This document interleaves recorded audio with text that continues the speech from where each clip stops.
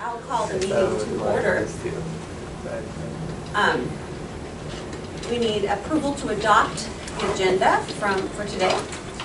Second. Moved and seconded. All those in favor? Aye. Chair votes aye as well. We also need the approval of the minutes from the December 6th meeting. So moved. Moved and seconded. Any comments? Okay, all those in favor indicate by saying aye. Aye. All right. So this is an opportunity for the public to comment on any public matter that's not on the agenda of the meeting and is within the jurisdiction of the Teachers Retirement Board. However, the board may not take action on any issues raised unless it's included on the agenda and public comment has been allowed. If issues are raised that would require board action, the issue would need to be included on the agenda at a future meeting. Public matter does not include disability applications or contested cases and other adjudicated proceedings. Thank you for coming. Jason from OPI? Yes. Okay, Yep. and Mandy? Yes. Yes. Thank you guys for being our public today. would you like to say anything? Or? No. So, all right, just here to watch? Just here to watch. All right. Thanks. Yeah. Okay, then we're to our session on cybersecurity. Thank you.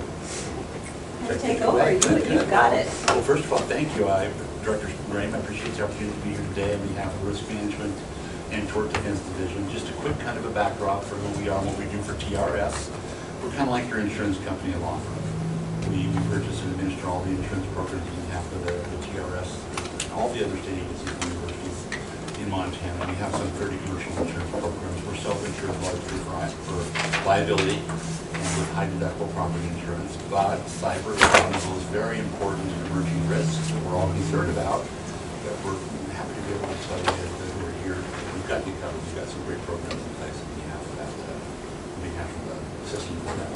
So I guess to kind of begin here, I'll just launch in my presentation. I did make sure I turned my cell phone off, Sean. I actually got caught once with the phone on and it rang and my wife called me one morning and I happened to be before the Legislative Finance Committee and they invoked the bagel rule. And so I had to provide veggie bagels for the entire committee this morning. And I don't mind doing that. A lot of legislative friends, but I hope this won't break anything on that. I'm disrupting today. If it pleases the board, I'm going to kind of sit and stand and alternate both and then toggle back and forth and hopefully won't be too disruptive. It's kind of a small group and it's sometimes just kind of easier to sit and talk and I feel like I'm a little authoritarian standing and I'm not kind of really part of who you are when I'm not sitting. So we'll just launch into it really quickly and to begin, this is the overview of what I intend to cover in the next hour to an hour and a half and certainly leave time for questions. And begin with a discussion of the risks of the information age that we're in, the digital age. And talk about personal information. What is it in the context of cyber risk and why is it important? Breaches of personal information. What is a data breach and how does one occur? We certainly have some examples from the Wall of Fame. We've had this program now in place for 10 years, a cyber insurance program. We're one of the first states in the nation to put together a fully comprehensive cyber program. We're very proud of it. I'm still a little blown away that there are quite a few states that don't yet have a program in place to cover cyber types of losses. So we're fortunate to be able to have great brokers and great business partners and to put it to play. We'll talk about some examples. Made in Montana, we have had some breaches and some incidents that have occurred in our very own state, and it kind of brings it closer to home, doesn't it? We can talk about things that have happened in our state agencies. So nothing too big, but there have been a few incidents. And then responding appropriately to a data breach, response and the channels that you go through really make a big difference in terms of how we can manage the incident and claim. We're very careful not to use the word breach, because breach connotates negligence, liability, something wrong. And the laws are such that in order for there to be a breach, there has to be a determination, legal determination, there was an unauthorized disclosure. So we'll kind of talk about how the statutes, federal and state, trigger whether there's a breach and how we respond to that. And then at the end, we'll leave a little bit of time for risk management and breach prevention. And certainly, want me to take questions along the way or wait till the end? I think I'll have enough time. If they come to mind, ask a question. Sean, I don't know what your preference is or what the board's preference would be, but I think if they have a question, bring it up and I'll deal with it as they come up, or otherwise you might forget. And I hate to miss a timely opportunity to kind of address the concern you might have about a particular issue. So kind of along those lines, and with that, what is the risk? When we talk about cyber data security risk, it's theft, loss, or unauthorized disclosure of personally identifiable information or protected health information.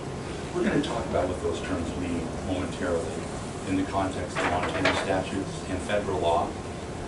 State and local government agencies are particularly vulnerable. And why are we more vulnerable than other employers? It's because of the data. I mean, you think about the data that the system has here on behalf of current employees and retirees. I met with the state CIO, Dick Clark, back before we put this program together. We vetted it through all the chief information officers, and many of them felt that the information that state agencies were custodians of affected probably 70% of our citizenry. So large amounts of data, all social security numbers and personal and private information, are held in the custody of state agencies and universities here. So it's important we protect that percentage of that we can respond if it's breached, or somehow somebody gets in and hacks it or takes it and uses it in a bad way. So there are large amounts of sensitive data on residents and employees. There's an increasingly reliance on these things, aren't there, portable devices, which almost all of us have a cell phone now, or and many of us multiple cell phones, or our family members do it, so we rely on them heavily. And a lot of us have our mail, our personal and our work mail on the cell phones, which make us more of a target as well. There's a misplaced belief that cyber criminals are interested only in financial institutions. Have you heard that before? You may be okay, they're after the banks and they're going for the money. Not necessarily true. I mean, they're after information. And we'll talk about why they target personal information or private health information, what use that is to them and how they can use that. So are there any questions about kind of the backdrop? What is the risk, the foundation, before we move on?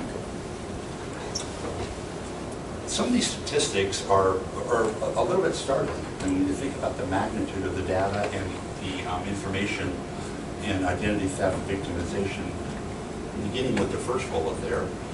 In 2018, 5.5% of U.S. households, it's about 6.4 million households, had at least one member age 12 or older experience identity theft victimization. I won't ask anybody raise of hands how many of you have been affected by that, but I know that we've had 2 of those in my family.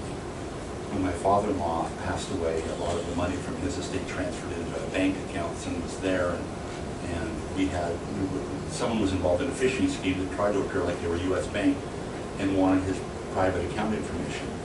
So we saw firsthand how someone who doesn't know about this stuff could very easily fall into the trap of giving information to a fisher, someone who's out looking for that, and then they have access to a lot of money and personal information as well.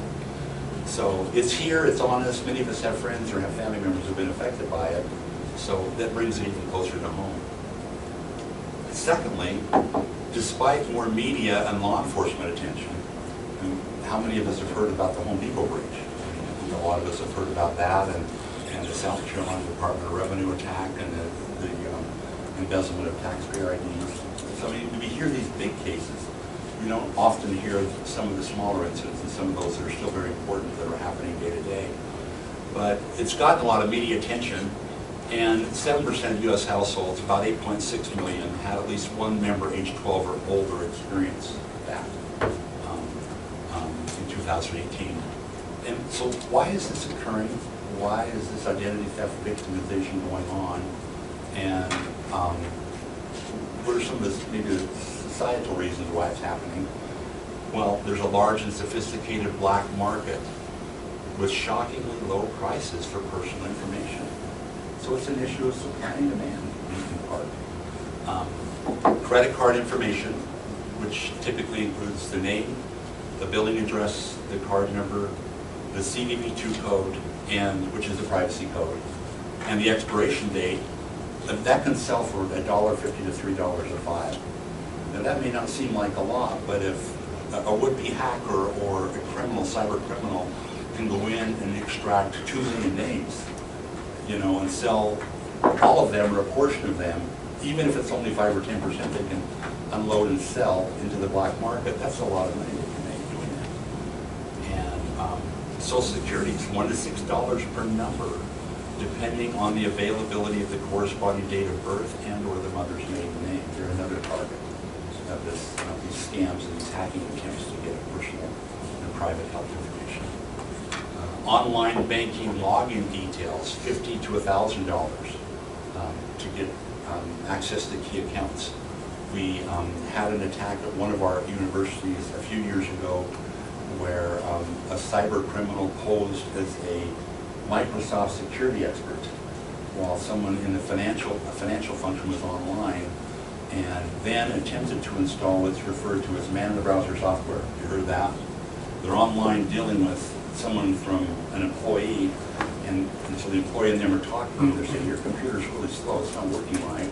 We're with Microsoft, they're imposters. We can help speed up your computer. And while they're doing that, they're installing software, getting information, putting that on the computer of the user on the other end, and the software monitors keystrokes. So that when they go in and they access financial accounts or other information, it tracks the keystrokes and could potentially give a hacker or a cyber criminal information as to how to get into cyber accounts and financial accounts. Very clever schemes and not all that difficult to put into place. You know, really not super technical in terms of how you go about doing that. Brett, do you have any information about the bad actors involved in terms of what percentage of them are government sponsored outside of the United States? What percentage are private actors? Anything that might be relevant regarding that? Well, it's an excellent question. We don't necessarily have a breakdown. As we talk about some of our examples, some of that will come to play. The Major Montana examples, for instance, and you get kind of a feel for who the players are.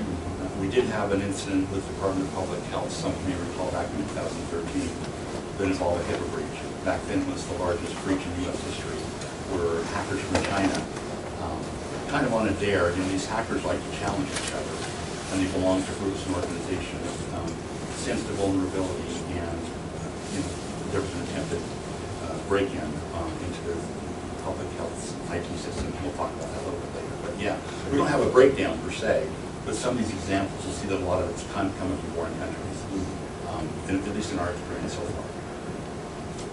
far. An online banking login detail that we mentioned was $50 to $1,000.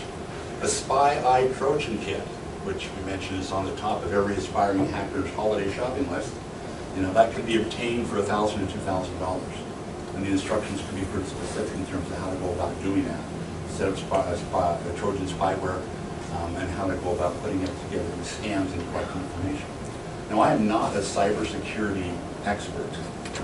Our Chief Security Officer, Andy Hanks, who came to the state a few years ago, many of you know him or may have heard of Andy from IBM, with a lot of experience in cyber. So he deals with a lot of this on the front end, the prevention, and trying to train us all and make us aware of some of these scams and what we as employees and board members and volunteers that work for the state and universities can do so that we're not kind of drawn into that. But we deal with the response and the insurance.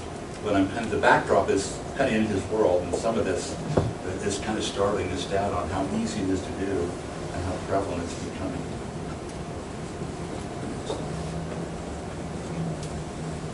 So the two primary categories of personal information, first, protected health information, and that is individually identifiable information related to treatment, health condition, or payment for health care services. And then personally identifiable information, which is information capable of uniquely identifying an individual. Typically that's the name plus one non-public identifier, such as the social security number, the driver's license, date of birth, the financial account information, maybe a state employee ID. I think most of all of us have state employee IDs that are state employees. And you may as well if you're board members, I don't know, but we have uniquely identifying information that tells people who we are. So in addition to the name, it's usually name plus one in terms of whether it's considered to be a breach or not. There's some other factors that come into account we'll talk about shortly. But think about this. This really caught my attention. Even without a name, 87% of U.S. citizens are individually identifiable with gender, zip code, and date of birth. Does someone come up and look at your name? You know, if it gets one or two or more of those other pieces, it's not that hard to figure out who you are, where you live, and then begin to try to find out personal information about you. So this new information and digital society that we live in is wonderful in many respects, but it does present some vulnerabilities if you're government or you're an employer that we want to protect ourselves from. So this is kind of foundational and important. Are there any questions about what private health information is, or protected health information, or personally identifiable health information is at this point? Just can't see too much value in health information, but apparently there is. They're sending them money. File false claims, I suppose, against your insurance. And you raise an interesting point, because it can get technical.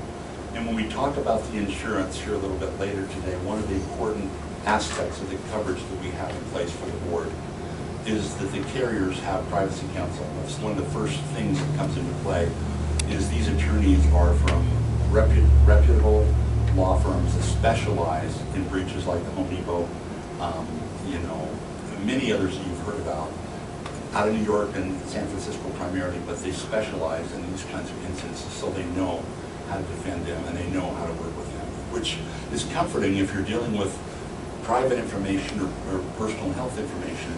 You got to follow state and federal law. But the problem is that if we have students who have either lived in Montana but come from 40 different states, there are 40 different state laws that apply. All the state laws are different.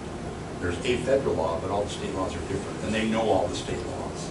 So the vendor services that come into coverage and come into play are a very important part of looking at what information was lost and then translating that into what do we need to do and who do we need to notify and how do we roll out a response and move forward so that citizens are protected and their information is protected from the vulnerabilities of being hacked or cyber criminals. And that's the most important thing is the people that we serve. And that's what this focus is on. So, other questions about private information, personal information, and how all that works for everyone? Are you comfortable with the Montana state law? Sure. I think we have a good law. You know, I know our information people, technology people have worked carefully with the Montana legislature. I think we have a really good state law in place. We're going to show you our state law and kind of how that works in conjunction with federal laws next. So they're pretty similar from state to state. There are some sub-differences, but I think we have some pretty good laws in Montana. So, the personal information under Montana law segue into this next piece of discussion. It's the first name or first initial and last name of an individual in combination with any one or more of the following data elements when the name and data elements are not encrypted. So, again, first name or first initial and last name in combination with the following. First, the social security number or tax identification number, driver's license number, state ID card number, or tribal identification or enrollment number, an account number or credit or debit card number in combination with any required security code, access code, or password that permit access to a person's financial account. Medical record information is defined in Montana Code Title 33, Section 19, Sub 104. A taxpayer identification number or any identity protection personal identification number issued by the Internal Revenue Service. Personal information does not include public information from federal, state, local, or tribal records. Again, that's available to all of us. It could be public information, so that's not necessarily protected. But all of those other things, first initial, first name, initial and last name, in combination with any one or more of these under Montana law, represents an unauthorized disclosure. That makes sense? And so you can see where that can get a little complicated, where someone's come in and there's evidence with our IT people, they report there's been some unusual activity on a server, we're wondering what's happened, and some data could have been accessed. Then often there's a forensic investigation to kind of go in and look at what data was accessed or could have been accessed by the criminals, and where do the tracks of the beast lead, to what kind of data, and where, and what servers. So that's an important part of the vendor services that carriers provide. But that's Montana law. when does an incident become a breach? I briefly mentioned at the beginning that the term breach has legal significance, and the definition varies based on a multitude of applicable statutes in federal law. A potential cyber data information incident should be referred to as an incident, not a breach. You know, and when you think of the word breach, what connotation comes to your mind? It's kind of a nasty word, isn't it? A breach is kind of a, and not that it's not that it's a bad term to use, but immediately there's a connotation of negligence, fault finding, and wrongdoing. And that isn't often the case with information we're dealing with unless there's an unauthorized disclosure. That's the key. Then it becomes a breach if there's an unauthorized disclosure under Montana or federal statute. So what we tell everyone, including the board and the teacher retirement system and our clients, state university clients, is it's an incident until it's looked at by our carriers and attorneys and it's determined that the disclosure was unauthorized. Then it becomes a breach at that point. Does that make sense? There's kind of a subtle distinction between a breach and an incident. But until that determination is made, we may not have a duty to notify. I mean, if hackers get into a system, that doesn't mean they got to the data. A forensics investigation will track the beast, to track the footprints, try and figure out where they went. And there have been many cases where it's clear that someone got in, but they didn't get to the data. And if they didn't get to the data, there's no material harm under Montana law, and may not be a duty to notify anyone if their information wasn't accessed in an unauthorized way. So that's a fundamental and very important thing that we're all aware of. Is that breach means unauthorized acquisition of data or information, one, that materially compromises the security, confidentiality, or integrity of personal information maintained by a state agency or a third party on behalf of a state agency. So our program does apply to people that we contract with that may be holding our data. Although what we tend to do is impose a contractual liability on them to carry their own insurance so that our insurance doesn't apply when they're negligent.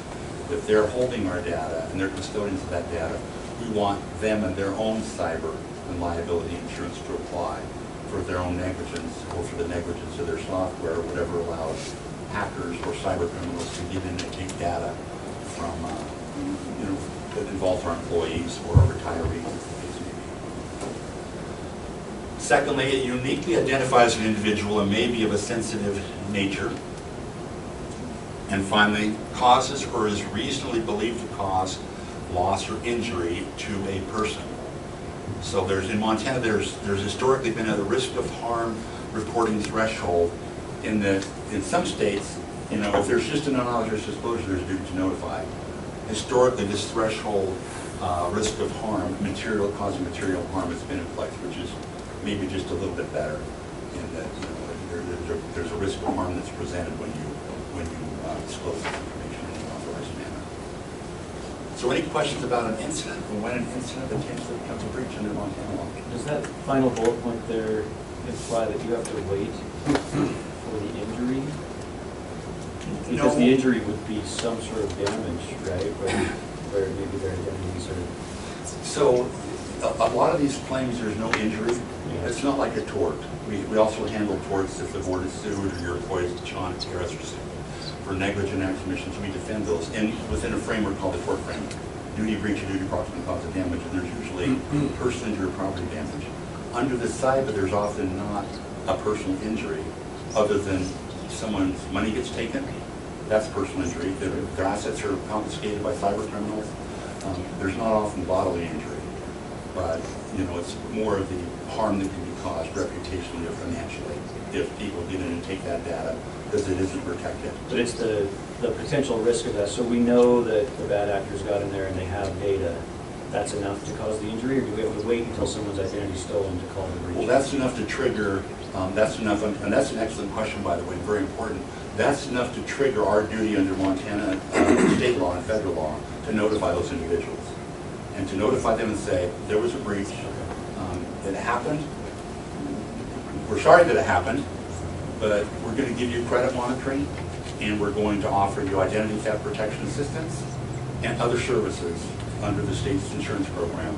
So that, and the call centers included, they can call into a call center and talk to people. So there's actually someone who can help them if it happens. But it doesn't preclude the fact that they could then present a claim for liability or personal injury or property damages. So there's kind of the two pieces, the duty to notify and provide services under federal and state law, as opposed to how they're harmed and filing a liability claim in a different way. Does that make sense? Excellent question. Brad, is it accurate to assume that if it doesn't reach the level of breach, if it just is an incident, there's exceedingly little resource to continue to go after those bad actors and try to prevent a future breach, just because there are so many, it's ubiquitous?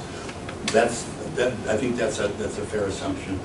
The program that we have responds, puts wonderful protections into place for citizens and for boards and our employees, but it doesn't include going after and finding. It's very hard to find those people. They don't leave many traces, and they're very, very smart. They belong to these secret societies, hacking societies, and they're very clever in the way they put these schemes together, so they're very difficult to find. And we don't, in our own office, have resources to find them. This is often reported to law enforcement.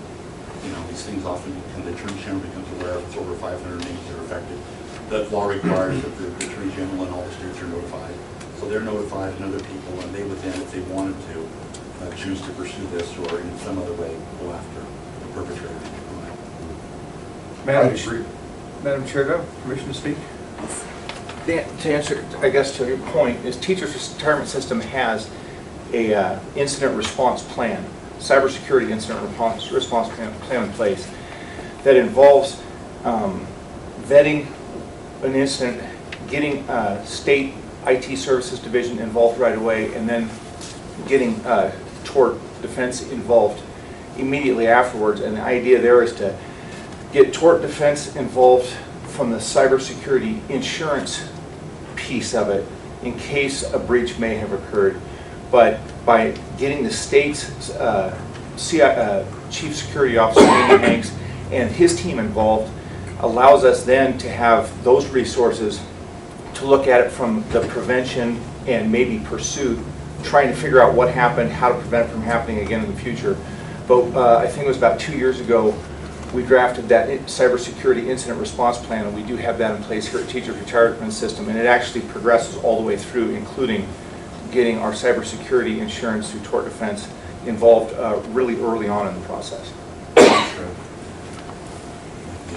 That's a question I've never heard before, but that's good clarification, because we focus on the response, the immediate response, and the Chief Security Officer would have a bunch of really good people over there. They're focused on prevention, but they may, in fact, decide they should indicate them to pursue, it sounds like, which is, I guess, good to know. We'd like to see people caught, bad players. And if they are caught and they have that money, we'll get it back and return it. That's taxpayer dollars. So data breaches, how do they occur, and how is personal information compromised? We'll just give a few examples here. This list isn't all inclusive, but it'll give you an idea of some of the things that we have seen or that we're seeing on a national level with other states and our peers who work in other states. An employee loses an unencrypted recordable device, a BlackBerry laptop, thumb drive, or backup tape is one example. Not very hard to do, is it? There have been times where I've left my cell phone places and it's locked, and you would hope that someone couldn't get into it. But if you never find it again, you might not know unless Verizon tells me or someone else tells me that some of that's it, and they have controls to shut it down, I believe. But that would be one example. Property crimes. Computers are prime targets.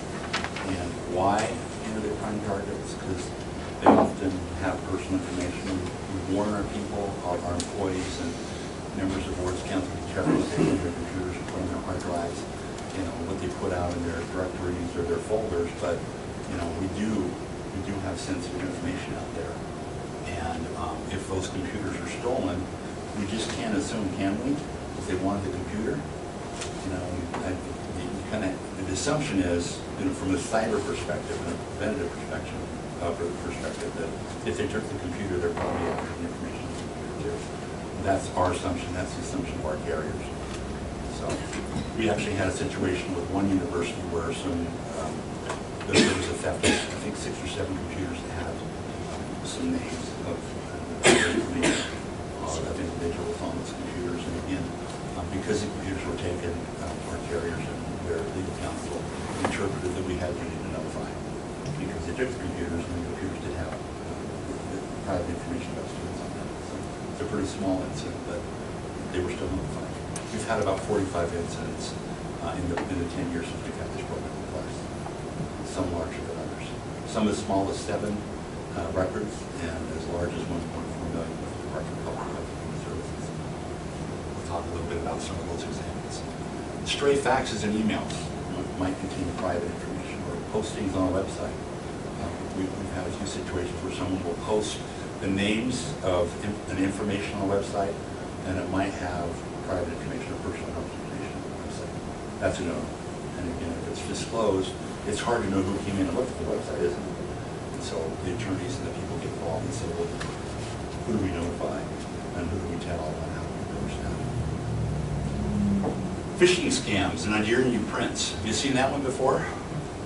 Where someone will send an email and say, you know, I'm a prince from Nigeria, I'm locked in jail, you know, I can't get to my family. If you'll just give me access to your account, I'll deposit $7 million in your account. I've had many of those. Have you all seen those? Yeah, they're pretty easy to catch on to, but I guess there are people that fall for them. It's called a phishing scam. Social engineering, spear phishing is another way that people try to get personal and private information. Malware and virus attacks, especially when working remotely on an unsecured network. What a lot of cyber criminals will do is drive through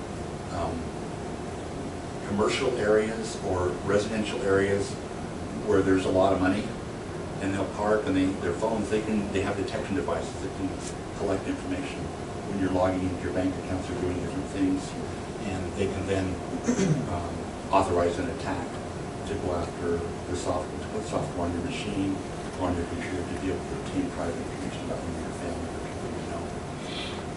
Advanced persistent threats, failure to purge or scrub computing devices scheduled for destruction.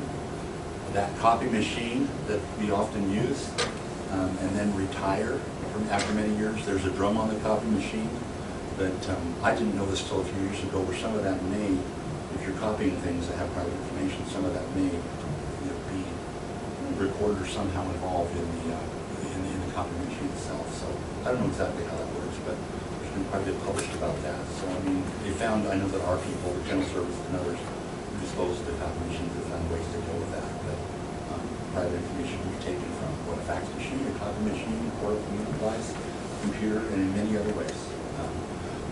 Cyber criminals are only limited by their creativity. They're very creative, and they have an awful lot of time on their hands.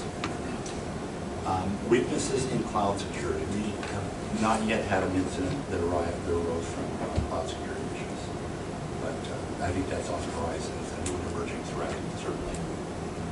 Some examples then about how breaches occur. You can think of some others, but I'll move on unless there are questions. Some examples of publicly reported data breaches. This is probably 8 or 9 years ago, the Federal Department of Defense, there was a loss of a computer backup tape by a contractor, and that compromised the protected health information and social security numbers of 4.9 million active military personnel, veterans, and their families. It's a pretty large breach, isn't it, when you do that and that happens, and then there's a responsibility to notify 4.9 million people. Very expensive, a lot of time and effort. Damages the reputation, certainly, of the Department of Defense. It did then. And that's another one of the risks, is reputational damage to the board if it ever happened, or if it's my department and it's our director, it's the director of administration, and then legislative trust that we really have a handle on our security. That's very important to all of us, is to have the trust of our legislatures and of our citizens that we're taking good care of that information. Most of us have heard of the South Carolina Department of Revenue phishing attack, haven't we? That involved the theft of 3.6 million social security numbers and information on 387,000 credit and debit card accounts. That occurred back, I think, in 2012 or 13. Utah Department of Technology Services, the brute force attack comprised weak passwords and resulted in the theft of 780,000 files on Utah residents, as well as information related to sensitive healthcare services provided to children. remember my kids lived down in Utah, and I was down there visiting family when that happened. And I remember going out of the hotel lobby, pulling out the newspaper, reading about that attack, and it was all over the front pages. And it was there for days and days and days. So it had a big impact on the technology people that support us in Utah, upon the agency, healthcare services provided to children, the agency that was affected. And it kind of took a long time to unravel all that and make sure that we put more protective and better security measures in place so it didn't happen again. You might want to retitle that The Wall of Shame. You know, that's a good point. That's really good. I'm a little careful about shaming people because it happens, and there's things we can prevent. Sometimes it happens because I'm told by our IT people that they're, and are you an IT person here? I am. IT. I think that the numbers that I have in my head is there's several hundred million attempted intrusions into the state's IT systems. I mean, there's a lot of people trying to get information, you know, on an annual basis. I wouldn't want to put an exact number out there, but I know Anthony Hanks, our chief security officer, has spoken with him, and it's an unbelievable number of attempted intrusions into the data. And fortunately, we have great people looking out for that stuff, and you have great IT people working with them so that we're protecting all that data in a good way. Move on here, I think we have a few more. So I'm going to talk a little bit. I thought you'd find it interesting to see some made in Montana examples. Is this helpful kind of framing this for you, the board, in kind of terms of seeing what we're saying? We thought it would be good for you to see and kind of experience. But we had an unencrypted hard drive that was stolen from an employee's personal vehicle. It seemed innocent enough. Sometimes we take our computers home and do things with them at home. But in this instance, the hard drive contained the names and social security numbers of 11 individuals. That's a pretty small incident, right? So, but nevertheless, it was personal, private information.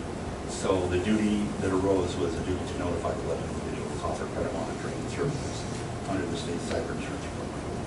And that was done within 4 or 5 days. It happened very quickly. Is there any follow-up to find out if those 11 individuals ever had an issue because of that situation? What we follow up on, what our carriers and their vendors can monitor, is redemption rates on call centers. How many people, if there's 7 people, how many actually called into call centers? They track that. How many people took advantage of credit monitoring, and how many people filed claims? But there isn't we would assume that if they had an issue or that they were affected, they would file a claim at some point. So that would be the way that we track it. Yeah, just. And we haven't had that so far. Claims arise. I think in the DPHHS incident, we had a couple that arose from that claims and some lawsuits that initially arose from that. But that's how we would know. Okay, just curious. It's a good question again. What kind of follow-up there was? The carrier keeps tabs on everything, and we want to know. You know, we want to know that if there's 1 million people whose information is disclosed in an unauthorized way, how many people are taking advantage of the call centers that are set up, and what are the redemption rates on getting credit monitoring from these credit monitoring companies, and kind of how all that's working. And you'd be surprised at how low those rates are. Not everyone. I think it's pretty commonplace, and a lot of people get those notices now. So, you know, 15–20% of people take advantage of the credit monitoring and identity theft protection services. Not everybody does, which is surprising. I know I would. It's really hard. It's like a 4-page fill-out form kind of thing. I'm sure that's why some people don't get to it. It may just be a little too bureaucratic and difficult when it comes to it. Secondly, the name and social security number of an individual is included in material distributed to approximately 1,200 citizens in small business. And small businesses during a seminar. So that's a situation where someone handed out a packet and they were using the samples in a packet, and that packet had information on, I think, 1 or 2 employees that have the social security number. So you don't have to notify the 1,200 citizens. You have to notify the 2 people whose information was in the packets. Kind of say, whoops, you know, we distributed this. Sorry, it happened. And then make sure that they're protected, and that they have the opportunity again to take advantage of like protection resources offered by the carriers, and credit monitoring, call center assistance, and a lot of really valuable resources are put in front of them and given to utilize. But unencrypted content I mentioned earlier was displayed on the website, and the content contained names and social security numbers of workers' compensation beneficiaries. That's a big number. Have the names of people who receive workers' comp benefits. It happened, again, it did happen, and it was We don't know how many people visited or trafficked the site, probably not many. It wasn't very long before it was caught and immediately taken off of the website content. But, you know, people make mistakes, things happen, we need to be careful. And, you know, hopefully more attention is being brought to this for security people. And some of these kinds of discussions that we're having, so we're aware of what the law is and how to protect their information when these situations come up. A hacker posing as a Microsoft official, I talked about that in the man in browser software on a desktop. That happened at one of our universities. In an attempt to discover the passwords that could have given access to thousands of financial records. Fortunately, the person who was discussing, who was on the phone with this Microsoft official, kind of had this funny feeling that it wasn't legitimate. They gave them some information and then immediately got off the phone and called their IT people. They got in there right away and shut it down. But again, the gut told them, why did they just do that? You know, sometimes it can seem innocent enough when your bank says, you know, we need your personal account information. Well, they should have that already. What are they asking you for? Shouldn't they have it? So there's some obvious things that you want to look for, which we'll talk about at the end when we talk about controls, that are kind of red flag indicators about people trying to steal your IDs or you know, take information that they shouldn't be taking. Finally, electronic devices stolen from an office and containing the names and social security numbers of individuals. That's probably our most common historical incident is, you know, the theft of computers and mobile devices and the information that's on those devices. Those are just some examples again in Montana of what happened.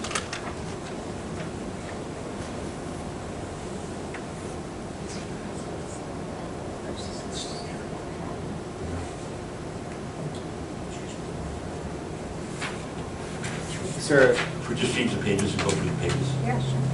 is there a pop-up menu on your screen there? That's what it was last time, Brett. On the computer screen, is there a context menu? No, I'm not seeing, well,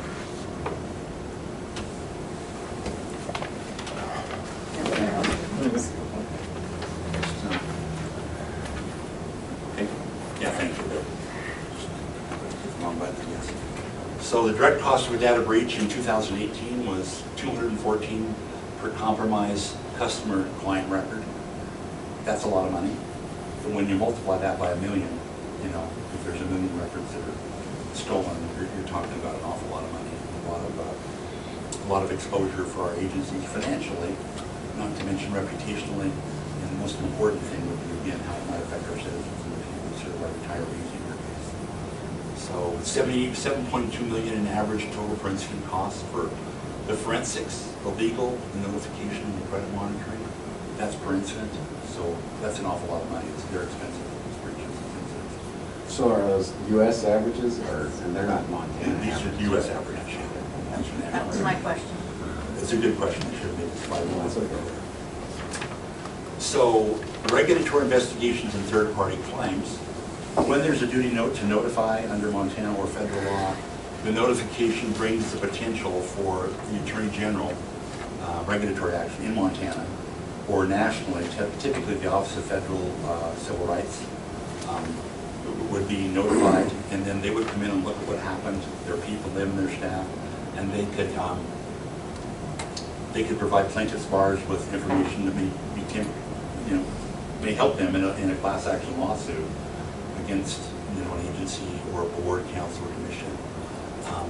Or there certainly is a potential for regulatory fines and penalties. They can actually come in and issue fines with the Federal Office of Civil Rights. And there's some examples of some pretty hefty fines that they've issued over the past 10 years. They've become more aggressive. They're trying to send a message. They're out to protect the information, make sure that citizens are protected. So these fines can be pretty high.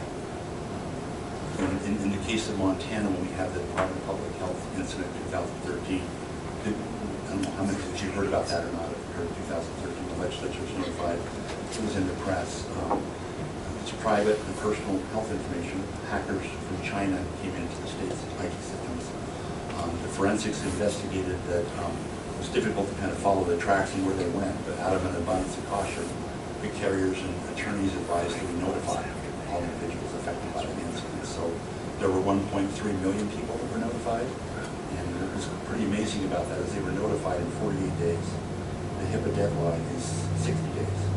And it's more than just sending out a letter. I mean, imagine trying to send out 1.3 million letters and yourself, or having a room full of people you could all write to, blue in the face day and night. For 60 days, you never send out that many letters. They have the technology and vendors that do nothing but this and twice to make that notification within 48 days. They did a beautiful job.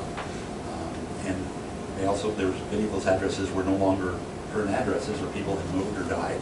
So they have a deceased registry and certain process they have to go through to follow to make sure that they make a really stellar effort to let everyone know, hey, it happened. We're offering credit monitoring. We're notifying everybody. In that instance, there were 3 call centers set up, one for employees who were affected by the incident, another for citizens, and I think another for legislators. But people who call into those hotlines and get their questions answered by cyber experts that represent the carrier's vendors. And it just unfolded, a terrible thing unfolded it could have been disastrous, but I think it was handled very, very, very well. And one of the things that made the regulatory fine go away was the fact that it was handled so well. It was, we were kind of held out to be a model for how you handle a response in an incident. And that the notification took place timely, the legislature was notified, all stakeholders were included, it was all transparent, nothing hidden. There were call centers set up, everybody had a chance to call in.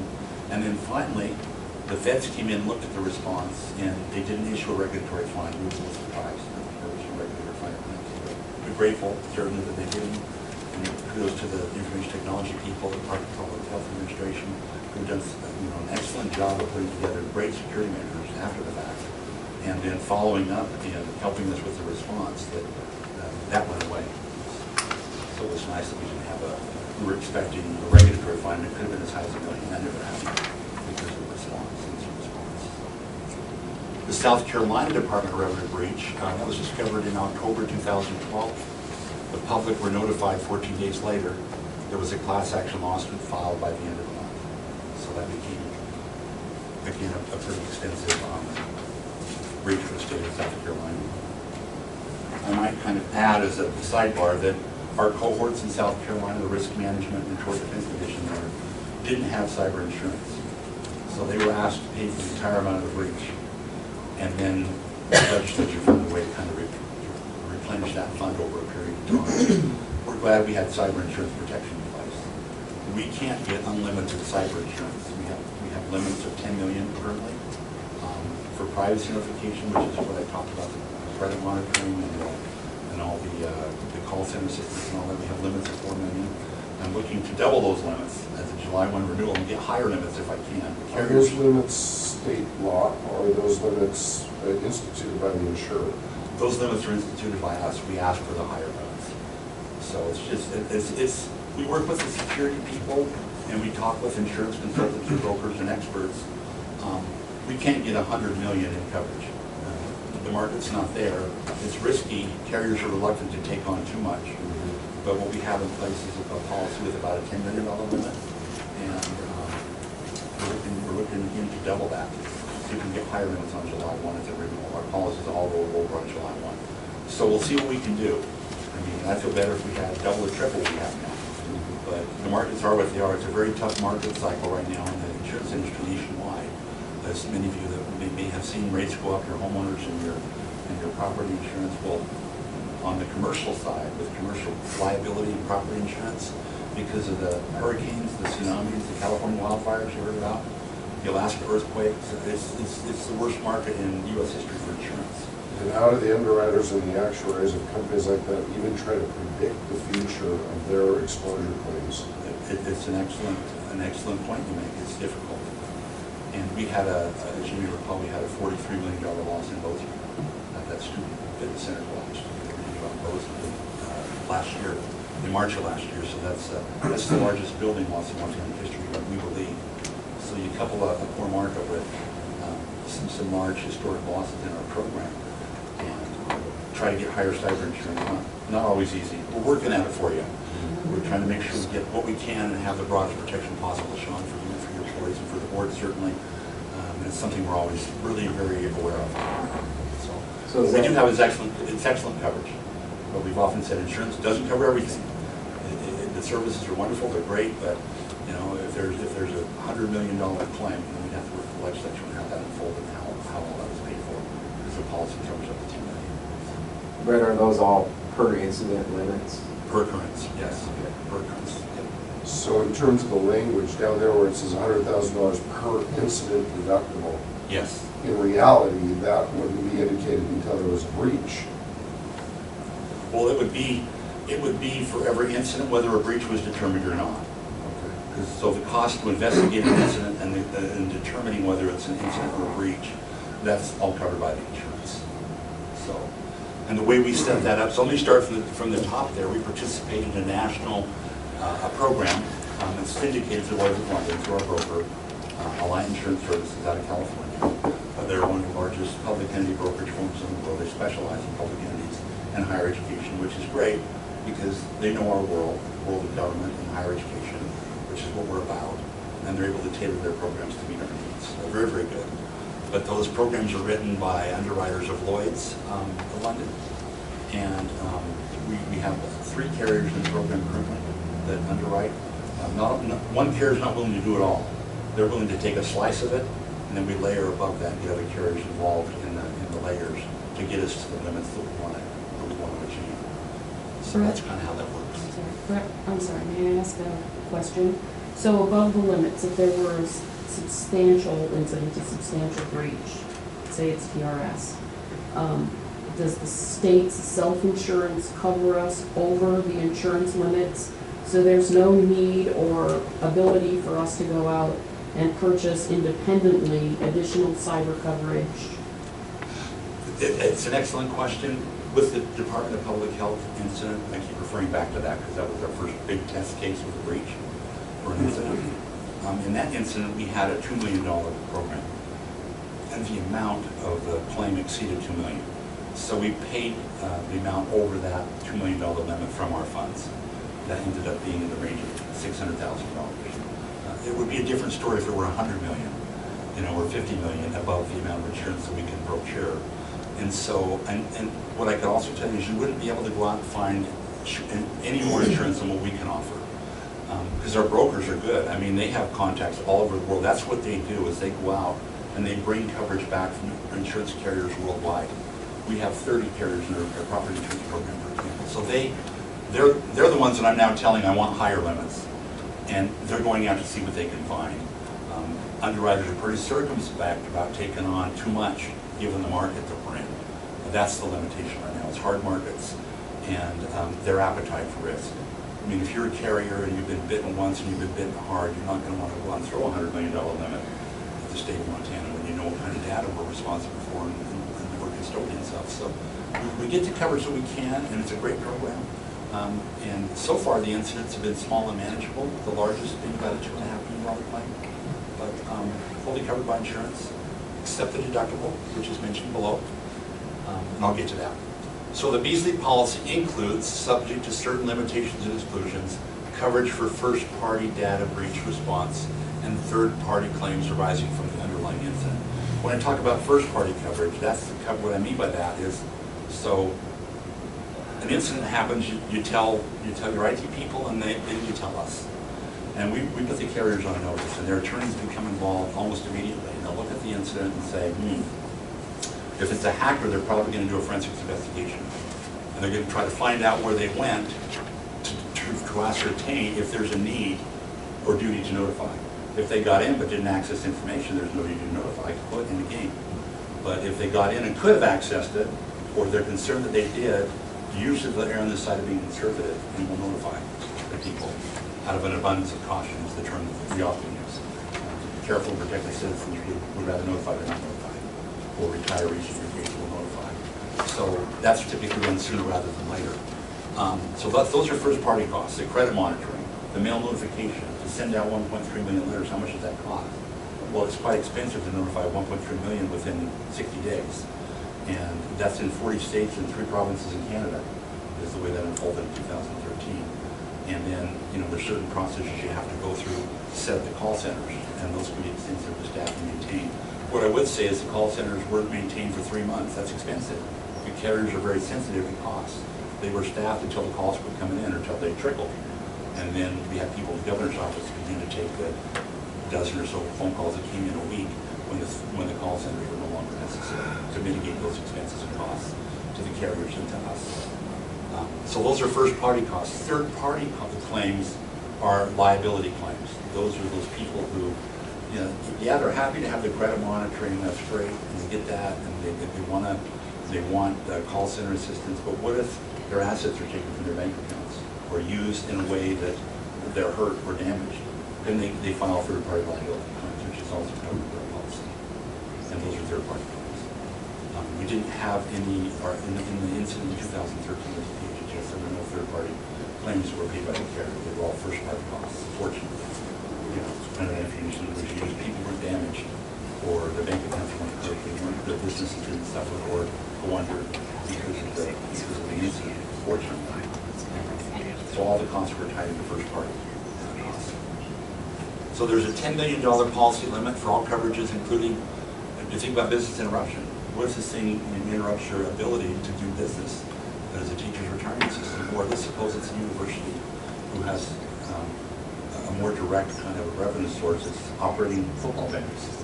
And they get in and they take information from people who bought season tickets. And maybe they can't sell tickets or they can't hold events for a period of time. There's lost income from that.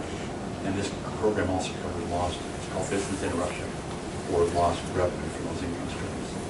How much does this coverage cost the state? This coverage, we're spending about $93,000 a year, which is pretty reasonable for a program that provides up to $2 million in coverage. And that's spread among all of our insured, it's shared, allocated to all of our agencies and universities, so it's practically negative. $4 million is the limit assigned to the first-party costs, the mail notification, the credit monitoring, forensics. The deductible on that, someone brought up earlier, $100,000. There was a question about that. It's a $100,000 deductible. That's the state's deductible. That's what collectively we have to pay before the commercial insurance kicks in. So the way we've set that up is that we pay that deductible. We account for it in the charges that the legislature approves, and we then assess the agencies for. But it's subject to a 20% copay. So if there's a $1 million breach, you're going to pay $20,000 of $100,000. And we pay $80,000, and then after that, the carriers get involved after the $1 million, $100,000. All the expenses are theirs after that deductible is satisfied. But there's a 20% copay. They're skin in the game the agencies have to pay and have to have, and it's pretty high. It's $20,000, but I think you're probably glad to have that in a breach that involves millions of dollars.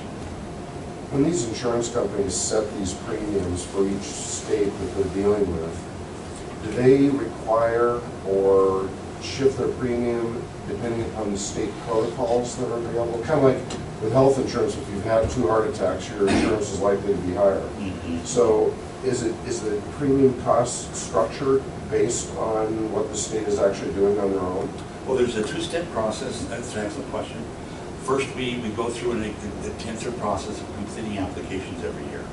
And those applications we have updated by our IT people and our contacts at all of our campuses, and then for the state it would be the Information Technology Services Division. So we have about 11 applications we submit to the carrier every year. We have to update, and then they look at our losses. The year after we have the incident with the Department of Public Health, the Lloyd's of London carrier, about 2 years later, canceled. They no longer wanted to be in the mix because of the risk, and so our brokers went out and found some new carriers, replacement carriers, to come in and layer above the primary carrier. So they do look at the losses, and some of them, you know, get touched once, might not have that appetite to come back and do it again. So they have a list of carriers that they're always wanting to approach, and they're in the background waiting to come in if we can't get a renewal from the current existing incumbent carrier. Did that answer your question? Yes. Okay, Thank you. Ken? Good question. Coverage is nice, but we've often said breach prevention should be the collective focus. And we can prevent these things from happening. I think, Sean, you all participate in that cyber insurance program. Did you do the online training? Yeah, we do it every year. In fact, the board did it, not this most recent year, but the year before, board member did it as well. It's excellent training. The IT, we work with them, they put it together. Our role in that is we give them a 2.5% general liability insurance premium discount for agencies to participate, send at least 75% of their employees, and the governor's behind that. And it's threshold we said is 75% of your people attend, you're gonna get that 2.5%, which may not sound like much, but it's every little bit helps. And it's a thought that counts. We want people to be aware of some of these scams and things that are going on, so they don't fall into that trap.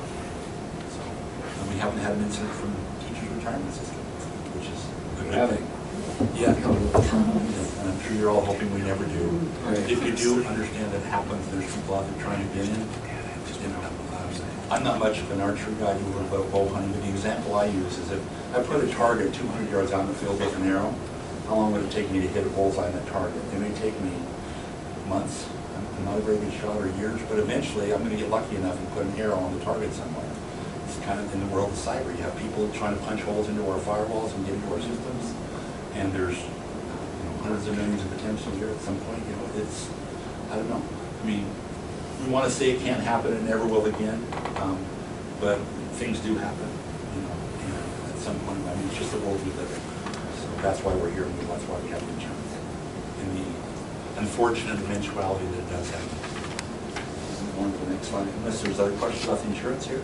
Well, just real quick, I mean, you kind of answered the question for Denise, but you left it a little bit open-ended. So if we have a $100 million claim, I mean, risk management tort doesn't have the fund balance to just pay that, right? I mean, we don't. So we're sitting on a fund with 40 or 50 million.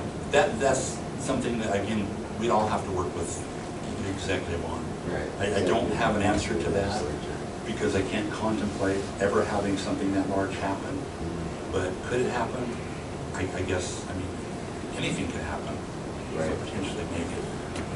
But know that what we've got in place is good. Yeah. What we can get now, and if we can find ways to broaden it, we will. It's a new and emerging risk, and it's one of our top priorities in terms of our insurance portfolio.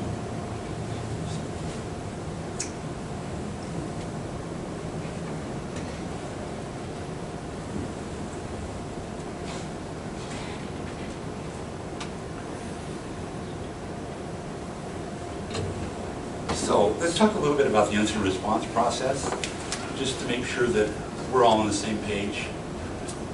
So something happens, funny stuff's going on in the server, or an employee comes to you and says, someone stole my laptop, and it had other information on there. So there's an incident, potential breach. So upon discovery of the potential release of personal information, immediately notify your internal stakeholders. What's the gentleman's name back there? I forgot. What's your name, sir? John. John. So John talked about that. They have an incident response plan.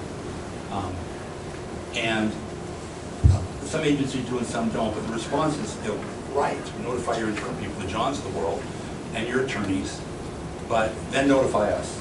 And from there, we will involve and put our carriers on notice, including their attorneys, and they'll kind of take it from there. And they typically try to wrap us all into conference calls. They're inclusive in terms of how it rolls out. They won't be making decisions about notifying without the involvement of, Sean and whoever else you designate, be that the board or someone else. So it's an inclusive process. But I think the thing to do is to be very, very careful about, again, you don't go out and admit liability because you don't know whether you were wrong or whether something happened. There have been situations with a few people that I know in other states where, and actually one here where something bad happened, and you don't go out and start calling and apologizing.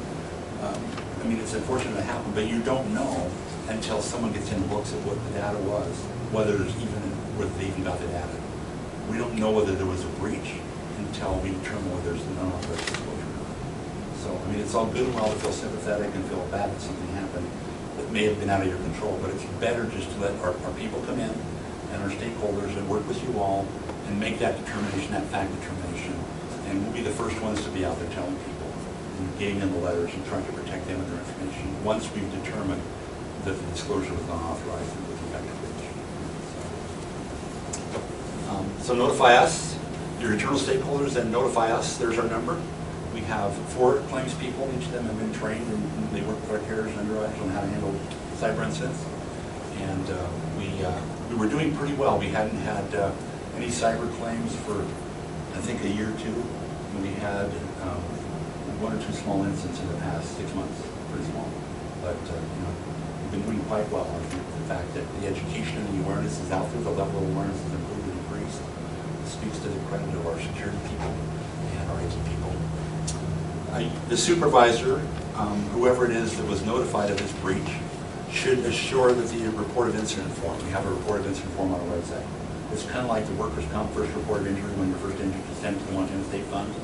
This is our equivalent of that. It's a report of incident form. It needs to be accurately completed and signed and sent to us.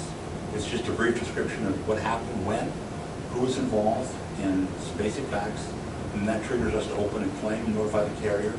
We typically like to see that within 2 business days of the time that you find out about it. It'd be nice if it were same day or within 2 hours, right away.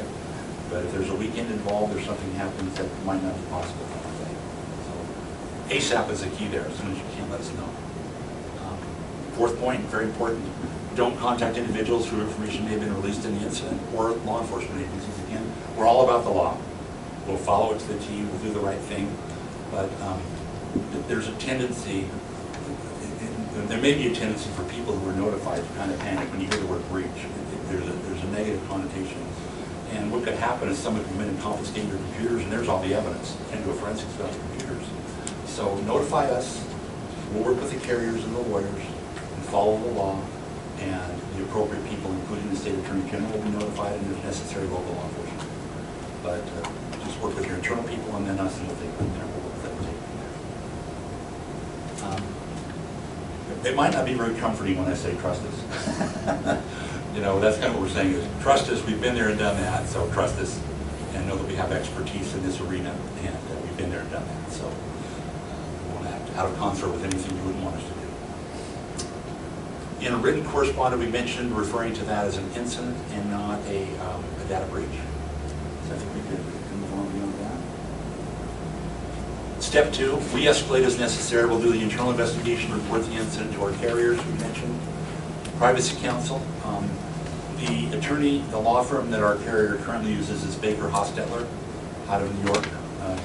They specialize in a lot of these large, their privacy law firm, they specialize with information security and privacy matters and breaches. So they have a lot of people that do this and nothing but this. And then there's another law firm out of San Francisco, I think it's Turpin & Associates, that we also utilize. So those two together will kind of work together. And the carrier determines who they're going to assign and who's going to work on our incidents. The computer forensics expert, we use Kroll. You're familiar with Kroll, you've heard of Kroll. There's Navient and there's others. They have a preferred vendor list of about 10 that the carrier can use. And they look at the breach and how the specific facts associated with the breach to determine which forensic firm is involved, with input from your IT people probably. I know that in a lot of our breaches we've used Kroll, and in some we've used Navient. They have kind of specialized areas of expertise that they'll come in and do the forensics to determine, again, where the data was and how it was accessed, or if it was even accessed. And that's very fundamental and important, especially in a hacking incident. So, call center vendors, credit monitoring, we've talked about it. Timing is everything. The statute says without unreasonable delay. You know, HIPAA, if it's a health breach or involve personal health information, that there's a 60-day notification requirement. That's not a lot of time, is it? You're talking about private information, especially there's a lot of people who get notified. You know, then that 1 or 2 day window where you tell us about it all is really critical. On that note, in the information that we have on TRS, either existing teachers or retirees, there's really no information in there about health, is there? There's very little. We have some on disability file, you know, any of our disability cases, we have some health information, but certainly, you know, obviously we have social security numbers and other PII on all 50 of our individuals. Sure. Yeah. Any questions about the incident reporting process and how to go about that? It's outlined in the packet, and if you ever have a question, give us a call. You know, our plans and attorneys are really good at making sure we provide representation. I'm not going to spend a whole lot of time on the prevention side, mitigation and prevention. You have IT people, you have the state's chief information officer, security people. They would tell you some of these things. It's kind of generic. Good information is background to know. So just inclined to go into great detail. But training is important, and you're going through that process right now. You have security measures in place and IT people that work with the state's chief security officer, that's important. I don't know if you contract with third-party vendors. Yeah. You contract with a lot of third-party vendors. And do you have an attorney here with you? We do. What's your name? Denise. Denise. Pizzini. Denise, I know you. Yes. We never see each other, we talk on the Yeah. phone. So I'm sorry. That's I thought okay. you might be Denise, but I wasn't sure. But you have an excellent person in Denise. We've talked over the years quite a few times on the phone about different things. But one thing to keep in mind if you have those contracts with third-party vendors is the imposition of individual insurance requirements, which I think you're doing. I'm involved in consulting on that quite a bit in IT contracts where we're requiring those people to take our data and they put it on their software or they house it or keep it. We don't want our policy covering their stuff. It could, but we want to impose a contractual obligation for them to carry the insurance and to notify these parties if there is a fault or not. So that's called contractual risk transfer. You have a good hit in Denise that's looking at all that stuff, I think. So, other than that, I'm certainly, I think that's kind of the end of my story. I don't think there's anything else. So I'm willing to take questions. Thank you for coming in, Brad. I really appreciate your business. So here's some of this. I know I've asked a bunch of questions to Sean. And one thing you didn't mention, it was on one of your slides, ransom and ransomware kinds of issues. Probably my biggest concern is that our business end would be affected by an incident that involves potential of destruction of personal information that we have to use for business purposes. And I don't remember what our payrolls is on a monthly basis, but it's significant. So the program responds to what is referred to as business interruption. I don't think it wouldn't cover, to my knowledge, I can check, the lost, the payroll that's lost. It would cover lost revenue from, for example, the cafeteria or a bookstore or the operation of a stadium or facility. I don't know that it covers ordinary payroll. A property policy does, but to my knowledge, our cyber program doesn't. I can check on that if you'd like, and let Sean know. Whether a program covers, whether business interruption would cover ordinary payroll or not, I don't believe that it does. It's a good question, good thought. Because that would be, in our side of things, that would be the worst thing that could happen to us.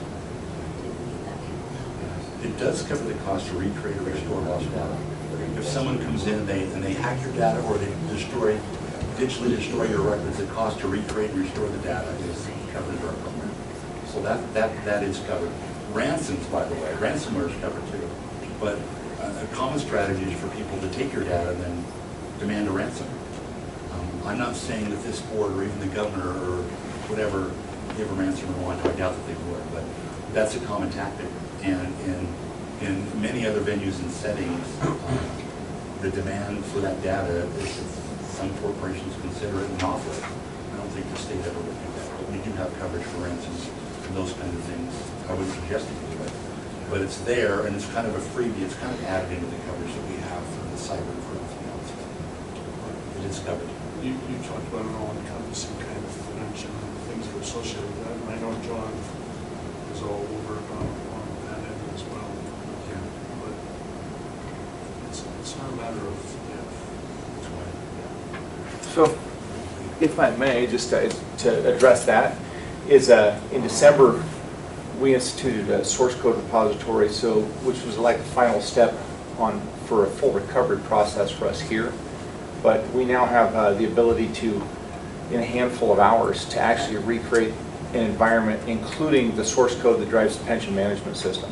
So even if a situation were to occur where we did have ransomware get introduced to our system is fully virtualized. There's no longer any physical machines running any of our system, including the individual workstations the TRS workers work on. The recreation of those virtual systems then is just a matter of a few hours of recreating. The data from the databases that contain our information are being backed up off of our system, and the source code that drives our pension management system is being backed up onto a separate system. so that what we have is the ability in less than 24 hours to re-stand up our environment, including the source code to allow people to actually do work. So where in the past we talked about having to recreate a payroll in an emergency situation to pay $25–30 million out to meet our obligation, now we're looking at a matter of hours to actually reconstruct a system that can generate that payroll for us. So I think we've stepped, in the last couple of years, TRS has really made a lot of progress in that area. It doesn't mean that, I mean, we can never think that we're immune from having something bad happening, but I think what we do now is we understand that we have a recovery process in place that can really get us back up and running very quickly. Hopefully that I mean, it gives you a little bit of comfort there. So that's effectively our insurance against ransomware. Yeah, if ransomware were to occur, we would, I would say that as soon as we've identified that ransomware occur, we do our incident response plan. We say, hey, we got hit with ransomware. The state's ITSD, Andy Hanks folks say, yes, you got hit with ransomware. The least expensive and the most efficient solution would be to shut that system down, have ITSD provide us with a new environment, and then we would start restoring data from our backup systems. And the worst case scenario is if we got hit at 5 p.m. at night, would be we'd lose 8 hours of business from the previous day. That would be our worst case scenario. And that now includes our source code. And I guess, and you had mentioned the fact about developers and third parties. We now have our developers working on virtual environments that we host, so there's no longer data that's being moved out to our contractors. The contractors are working off an environment that we provide and that we control and is within the state firewall. So that was another step in the right direction on getting our data siloed here. We still have actuaries that get our whole entire file. I mean, we still provide data to some other third-party contractors. Okay, I don't do that. You do. So that's all. We do. Denise has the right clause in the contract. So. We have lots of clauses in them. Hey, can I follow up on Scott's question for just a moment, Brett? Because when we talk about payroll here, we're talking about payment of benefits to our members, right? So I am assuming that if somebody were to hack into our system or in some manner get into our data systems and fraudulently obtain benefit payments on their way out the door, that is a business loss that cyber security would cover. Well, they can then present claims. And so the publisher is supposed to third-party liability claims in class actions. So that would be the trigger for that. So it would have to be a third-party claim and not a claim by TRS for that lost. It wouldn't cover ordinary payroll, no. It would cover lost business income that you would be prevented from collecting and opting to operate. And it's more clear in an environment where, for example, General Services here in Helena, they charge rental income to all of us, in the most of us in the Capital Complex, and the rental income is the revenue source for part of what they do. So if those buildings were damaged in an earthquake, they lose a revenue source. And so the lost income from the revenue source caused by cover loss would kick in and cover lost business income. It's a little less clear with cyber, but it does, what the policy says it covers business income. I don't think it covers ordinary payroll, but I can check. I don't think that's considered to be business income because it's not a revenue source, it's a payout, it's a benefit. So it would respond to third-party claims and it would cover business interruption. I just can't think of how business interruption would apply in your situation. Well, I guess if we're more like a financial entity than we are any other state, you know what I'm saying? We're more like a banking entity than we are any other state agency kind of thing. So if somebody were to break into, say, the system for Department of Revenue and take the funds that they have that are to be distributed for tax refunds. Now, strictly speaking, those aren't losses that have been suffered yet by the individual that those refunds are owed to. They're suffered by the system. Are those kinds of losses covered? Those likely fall under our crime insurance as opposed to cyber. We have a crime insurance program which covers electronic fraud. And to answer your question, we had a situation not long ago where an impersonator took an electronic funds transfer intended for a contractor of an agency. They took that money, intercepted it by impersonating the person who was going to receive it, and that still hasn't been tracked down, but the insurance covered the impersonation fraud, and we're trying to recover that money through U.S. Bank. So that would, I get what you're saying now, that would fall more within our crime insurance program. And what are the limitations The of limit on that coverage right on now that? is 10 million for the crime insurance program. We're looking to see if we can get that limit up to 20 million. I think states that carry more than about 5, but again, I'm kind of a high limit guy, I'm conservative, and believe that you should kind of prepare for the eventuality of catastrophes. And so we carry a high limit insurance, but we're looking to see if we can bump that limit up on July 1. But that's an excellent point you raised. There have been some retirement system I'm aware of that people have come into and taken money from accounts and financially extorted or taken that money, and then either through impersonation or through an electronic fraud or a hacking incident. So that would be covered in crime, not cyber. I guess I appreciate the invitation, Sean. Thank you for coming. We appreciate your We hope it knowledge. helps. We hope it helps. If you have questions, give us a call.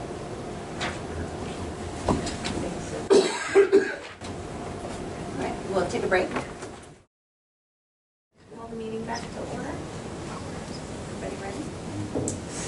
I did not do public comment at the end of our cybersecurity insurance. Is there anything you need from needs to say? Welcome you to your opinion. All right, then we are to our Board of Investments annual report. Dan? Good morning, Morning. Chair, members of the committee. Dan Villa, Executive Director, Montana Board of Investments. As of last week, no longer acting Chief Investment Officer. I'm down to one job instead of the 3 I had for the better part of 19. Happy to have them gone.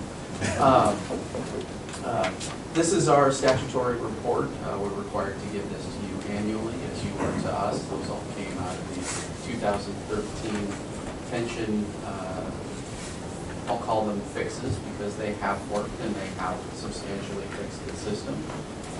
Sean and I were front and center on that in different roles, but it seems to have taken. So I'll be speaking from this document. This is the presentation I gave to the legislative interim committees during that legislative week they had in January. It was Joint Finance and State Administration, Veterans Affairs. Board of Investments doesn't have a interim committee that has jurisdiction over us by statute, as TRS and TRS does. So everybody thinks they have jurisdiction over BOI. So I'm in front of Economic Affairs, Finance, SAVA, and on down the line. It's good to just have one to speak from. So within this has the returns for the year, but also a little bit of color over where, at least from BOI's perspective, CAP, the pension system is, and what our work has led to, because I think we are in, and I'll save some time for conversation at the end, we're in for a long 2021 legislative session together. So if you'll turn to the first page, Board of Investments, we're now fully 32 staff. We're governed by Article 8, Section 13 of the Montana Constitution, and we encompass not only the public pension fund, but also the resources of state, city, local governments, municipalities, school districts, workers' compensation, and the university system. Page 3, you'll see we follow the prudent investor rule. The gist of this is we must do the best we can with the knowledge we have, as anyone else would, in the sole interest of beneficiaries. So as we make decisions, we make those decisions purely and solely in the best interest of those whom we are investing on behalf of. Board of Investments, it's the pools. You may be familiar, about 4 years ago, we restructured and created the Consolidated Asset Pension Pool, or CAP. That is where we hold all of the resources of the public pension funds. We also have the trust fund investment pool.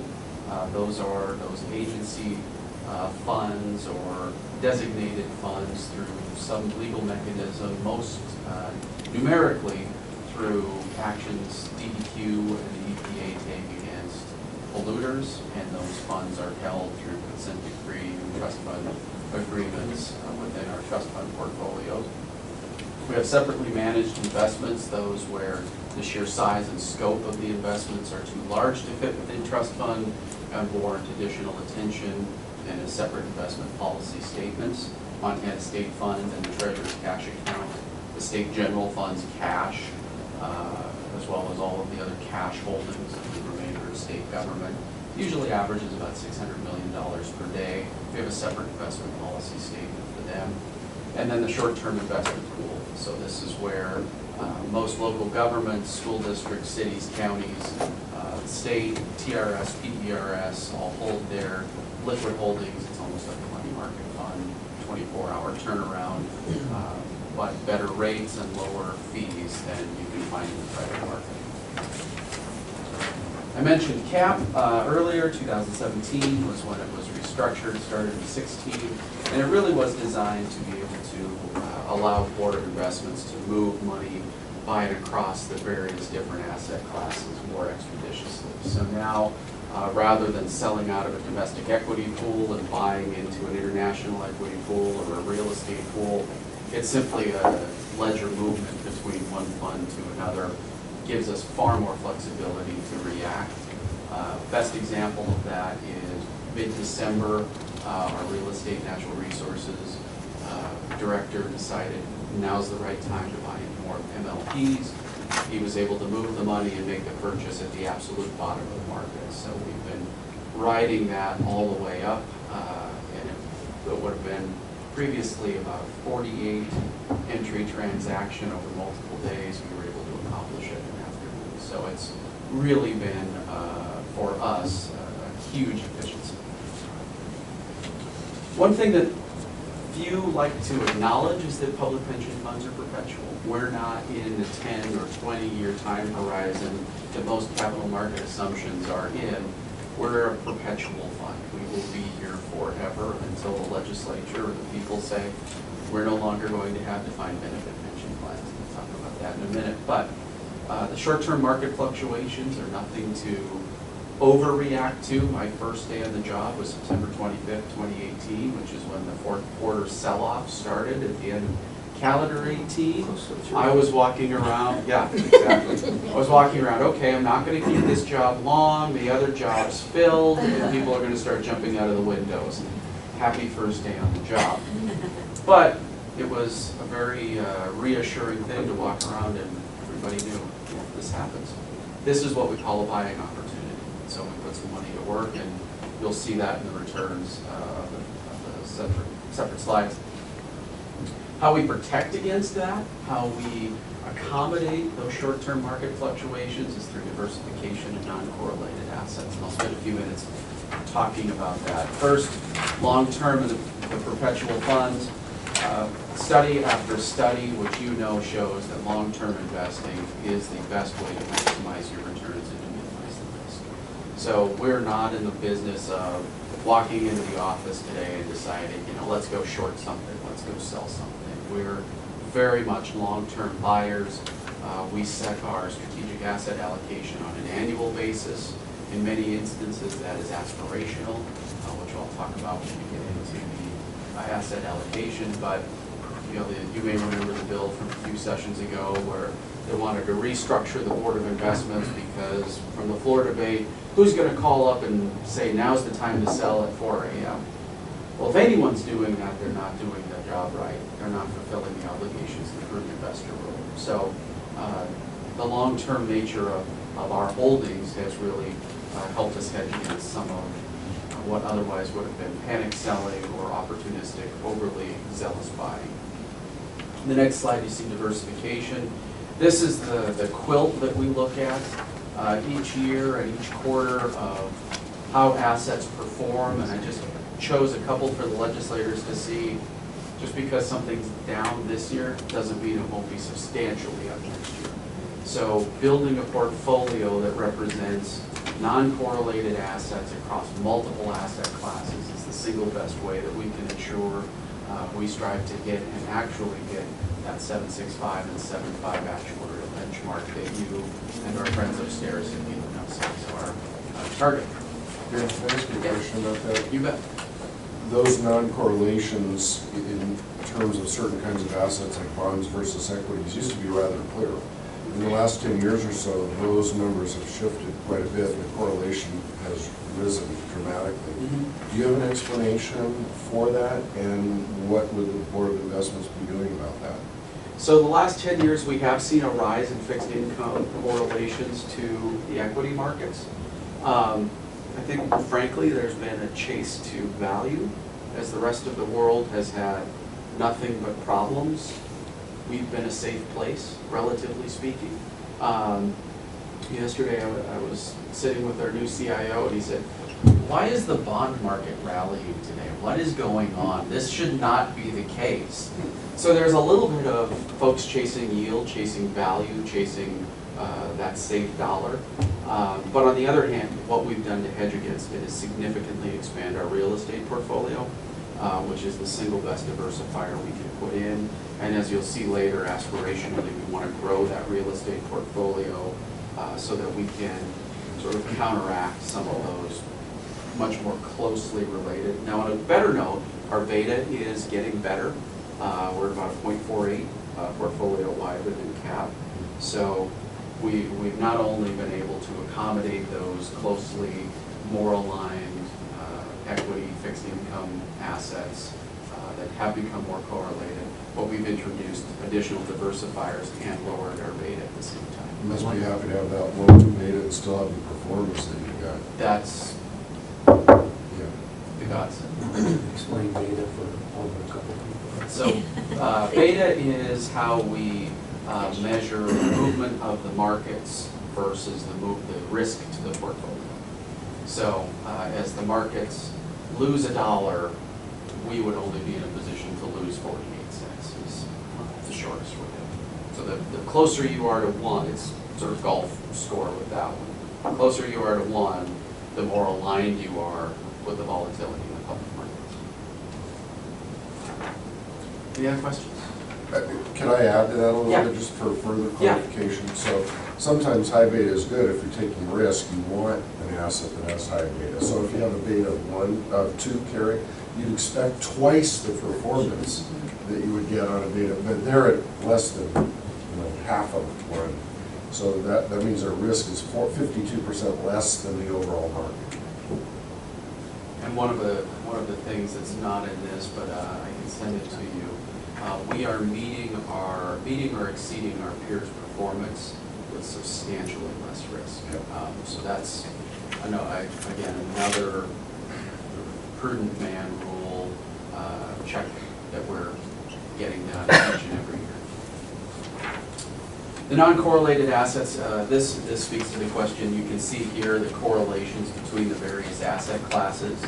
The closer you are to 1 is how you align with that individual asset class. So this reads kind of like one of those roadmaps. From anaconda to anaconda, it's a 1. From anaconda to butte, it's a 0.2. So you can see across, there's a lot of treasuries continue to sort of hold in that non-correlated space. We do have a lot of treasuries, which you trade yield for safety, which I'll get into in a moment when we talk about liquidity. But again, you can see that real estate asset class not very closely correlated to equities. We are still an equity-centric portfolio because that is where your return comes. But we do have some very good diversifiers within the portfolio to make sure that we're not overexposed to any volatility. On the next page this is the big news. The big once a year the board sets the strategic asset allocation that drives our delegated authority model. You can see domestic equities, international equities, private investments, natural resources, real estate, core fixed income, non-core fixed income, and cash make up our asset classes. This year we reconsolidated the fixed income portfolio. We were the only state in the country that had disaggregated the core fixed income. So we previously would show you mortgage-backed securities, TIPS, treasuries. We've rolled those all back together to not only mesh more with our peers, but it provides us a little bit more flexibility. Easier to manage duration, easier to manage style choices within that core fixed income. It is a little high, and we acknowledge that. We are overweight fixed income because we were overweight cash, as you all know. Happy to report that our cash holdings are down to our target 2% within the entirety of the consolidated asset pension pool. we have, and that includes both the stiff cash and the asset class cash of TRS and PRS. We're holding you at about 0.75%, that's our target. That's enough for 3 months of benefit payments. That gives us adequate time to readjust and rebalance should something happen. Our next source of liquidity for capital calls or any sort of downturns to avoid a forced selling situation will be treasuries, which if we would be in a forced selling situation, that would be the opportune time to sell your treasuries. So we've very much changed our cash management. Our director of operations will now also oversee the cash portfolio. He gets guidance directly from me on how, he's one of my employees as opposed to the CIO's employee. So we'll be staying at that 2% total consolidated cash as our goal for the foreseeable future. Of course, the upside of that is our expectation we would actually have a better annual return on all of the investment since you have less cash. Our cash drag was substantial. How do you evaluate things like correlation and beta on your private investment asset class? So we use RVK as our consultant who come in and do an analysis on not only the entirety of the portfolio, but we have started to engage them on individual manager selections. So within private investments, are we in a buyout strategy, or are we in a credit strategy, or are we in a debt strategy? So we build that individual PI portfolio not only as a high yield asset class, but correlated in aggregate within its individual benchmark against the benchmarks of the other asset classes. Can't remember, we're in MSCI something or other, there's too many letters, it's like the EHHS soup within the benchmarks. Yeah. So we measure ourselves internally against the construct of the portfolio versus the benchmark, and then those benchmarks across all of the other classes for correlations. Would you mind taking a minute and giving us your personal evaluation of the impact that those private investments have on the overall portfolio, and what your expectation is there? So one of the things that you'll see within the strategic asset allocation is we increased allocations to private investments, natural resources, and real estate. Because we believe there will be additional yield within that space that is either less correlated or not, I won't say non-correlated, but less correlated to the performance within the individual equity classes. So we are leaning in on private investments substantially. Our pacing will increase this fiscal year from 350 in commitments to 400 million in commitments. We'll plateau there for a few years, and then it was self-sustaining, so we were about $12 million off of having a self-sustaining PI portfolio. This additional $50 million a year, we will have a negative cash position within PI for several years. But as those returns come in, we're averaging about 9% within PI. So it makes sense not only from being accretive to the actuarial assumption, but it makes sense from a correlation standpoint, and it makes sense from a sort of a resource deployment. That beta, that lower beta, we get some of that from PI. Natural resources, I think the same. We will be no longer investing in timber. We'll let that tail off. It's just not been what we would have hoped. But certainly there's a lot of money to be made within midstream oil and gas. We continue to invest in that space. And we're actually looking at additional diversifiers. We purchased into a fund that does mitigation banking, which is fascinating, and this conversation will wind up at Missoula because it always winds up at Missoula. But what this fund does is goes in, does remediation or some sort of reclamation in previously damaged areas, takes those credits awarded from the Environmental Protection Agency, and then sells them through a mitigation bank to those who want to do some sort of environmental damage elsewhere, because it's a net neutral across the country. So you may have stream bank restored in Ovando whose credits are sold in New Jersey where they want to put a hotel over a wetland. So it's, we're expected returns of somewhere between 10 and 12% within that strategy. So very much accretive to the actuarial assumption. We also got into aggregates, so we're now in gravel and road materials within the southeast and far Pacific Northwest. So natural resources, we're seeing a lot of opportunities that aren't necessarily within your traditional mining or timber, but we continue to see value in buying at a suppressed level within oil and gas. Now's the time to be in, and also diversifying across. Real estate, we will be upsizing our real estate holdings. We're currently we have about 9 managers that we focus on. We're looking at shrinking the number of managers, going larger investment sizes, not only to reduce the fees that we all pay, but to become sort of more focused. So we're in high value, Main Street, grocery anchor tenant, office space, AAA rated tenant real estate. We are looking at sort of a buy and hold perspective. So that's something that we'll be bringing to the board in the near future. It's essentially, instead of buying into funds at $50 million at a time, we would go into a separate account, buy a large piece of real estate, and hold it forever, kicking off 8% rent every year. Less staff demand for due diligence and additional travel, but more upfront research, but still same if not greater returns due to your decreased operating costs. So I know about an opportunity here. This is great coffee.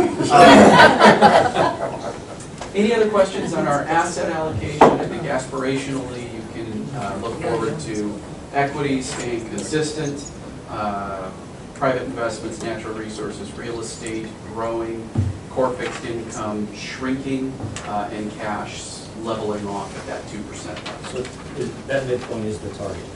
We It's can the- call it that. It's the target, yes. And let me be clear. It's the midpoint target as it stands now. It's purely a mathematical representation of the middle. Yes. There may come a point when it becomes a target that is more strategic. That is, So still within the domestic range, equities, but the target might be. it might be 31 for domestic Okay. equities.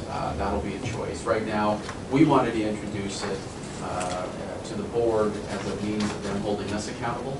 That, let's face it, none of us were overly happy that our cash inched up as much as it did over the long haul. Now, on a quarterly basis, we'll be able to show the board, here's our target, here's where we're at, and we will have to explain to our board and to our participants why those decisions were made. Why were you overweight domestic equities?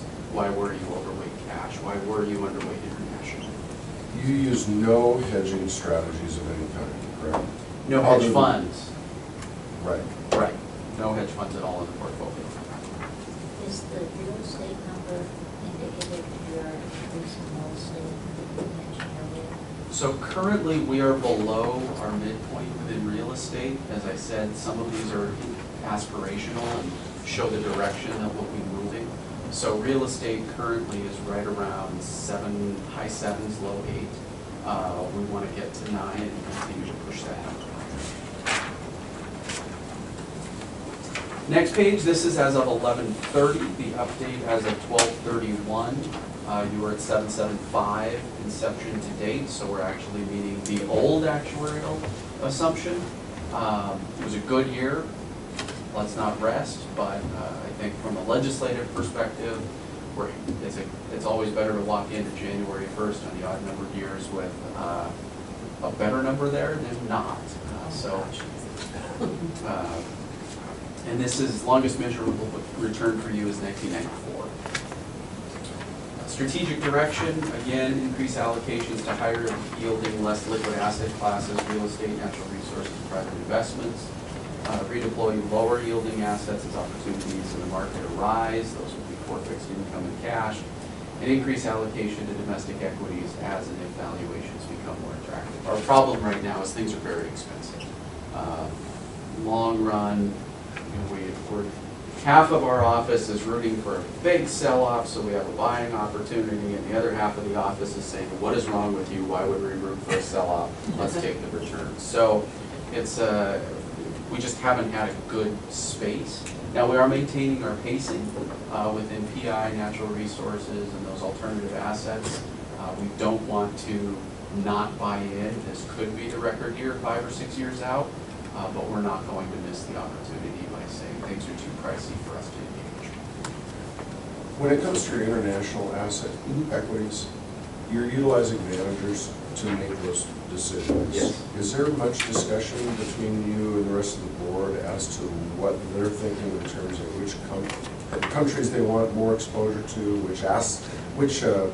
whether it's technology or healthcare in those countries in terms of sectors?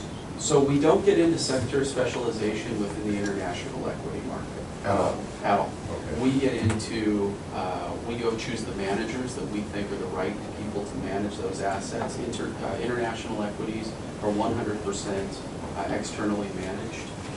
We have a small portion internally managed within domestics, but that's primarily externally managed as well. Internationally, it's been proven that active management is a better bet than passively managed. You've got to be far more flexible and frankly more on your game. Domestics, we'll be taking a long look most of March and April at our domestic equity asset class, maybe proposing changes to the board in our April meeting, which is, we're scheduled for our annual review there anyway. But within international equities, one, we don't have the assets to deploy. I mean, it's this weird perverse place that we have $21 billion in assets under management, but we're still not big enough to beg people to take some of our money. But at the other time, it's not, we can't put enough of an asset to work with an individual manager in that space to really move the needle. So we choose managers, but we don't get into sector specialization over there. We're just now starting to get into sector specialization within private investments domestically. Do you know offhand in terms of those managers with the international equities where you're seeing the highest exposure, like the top 3 countries? So top 3 countries would be China, Korea, and Australia, I believe. I'll get back to you if that's incorrect, but Not Europe. South Korea. not Europe, no. 2% is not accretive to the actuarial assumption. Thank you. Yep. Hey Dan, so what are your thoughts on, I mean, we go to these annual conferences and one of the things that we always have several investment sections, and one of the things that's been brought up over and over the last few years is that states that have shifted to more internal management versus external management have been able to reduce their fees considerably and by way more than enough to pay for the increase in staff costs. Have you guys given any thought to that, or are you looking into that? So we went through a study in 2003, 2004, because we used to be completely internally managed. And what that study found was what we were doing was simply not working. And we had 2 choices. One, hire a significantly greater number of staff to adequately perform our duties and the due diligence and the research necessary to continue managing resources in-house, or 2, externally manage the resources and basically source those equity resources. Given the makeup of the legislature, that our budget is set by the legislature, unlike some people's, the board chose the latter. So we've been on that path. We've looked at some level of internal, our previous CIO looked at some level of internal management. Our problem is we don't know that we can check the fiduciary box and reallocate those resources in-house and perform our job. It's within domestic equities and international equities, it's just too large of a pot for my 3 analysts to manage. We currently have the fixed income team, who is a solely internally managed fund, running with 3 people. I'm reallocating a 4th over. sort of the question I ask myself is, would we hire a manager to do the job we're doing for ourselves? And if we were to walk into a manager and say, hey, we want to put $6 billion to work with you, how many people do you have on it? Well, 3. It's going to be hard to sell. So we're resourcing up an internally fixed income, which has trust fund, STIP, which is short-term pool, and then the separately managed investments. But I just don't know that we could adequately perform our job internally managing, because the ask of the legislature would be very substantial. Secondarily, it's really hard to recruit that sort of talent in Montana and the state wages. You know, we're talking, I've been blessed, I got 2 out-of-state folks who came in, do an excellent job as directors, but I don't know that I could get specialized stock analysts to come work for $65,000 a year. No way. It's just not They gonna can make way more in the private sector. Exactly. Some might argue that allocation is the most important decision, and you can use passive investments for a pretty good percentage of the assets without having to pick individual stocks and analyze as much. So we are looking at our passive versus active mix. There's, and that'll be part of our conversation with the board in April. You know, active management did well for a very long time. It hasn't done well for a very long time. So the question, are we have some managers who are beating their benchmarks, adding value. We have some who aren't. We've got rid of several who haven't been. But you know, we're at the point now where we have to ask that fundamental question of what's the right mix between passive and active. I don't need to tell you that downturns happen and that the recoveries are follow. However, it is important to remind certain folks within this state and city that the scenarios of, well, we have a crash of 10% and then we never recover, and we need to run scenarios on that. Well, we've got bigger problems if we have a crash and don't recover. So the impact on the pension pool is secondary. The impact on Medicaid and prisons and everything else is a primary concern. So whenever I hear folks talk about, well, what about the analysis of we crash 20% and have a GFC event and then we never recover? Well, capitalism's dead, so don't talk to me about the pension pool. Yeah, You know, we got other problems. We'll talk about it. So this is just an analysis of our costs, and I brought the detail as well on the next slide. This is the TRS defined contribution plan versus the defined benefit plan ran by Board of Investments. There you can see the return differential, the costs in raw dollars, as well as the assets under management, and the costs as a percent. You can see we're running about 10% as expensive as the DC plan, which I throw this in there just as an informative slide for legislators that, you know, you can't just convert the system and have everything remain as it is. The unfunded liability comes into play. So there's a lot there. But relative to our costs overall within the portfolio, we're running at 0.3% of all assets under management is our costs.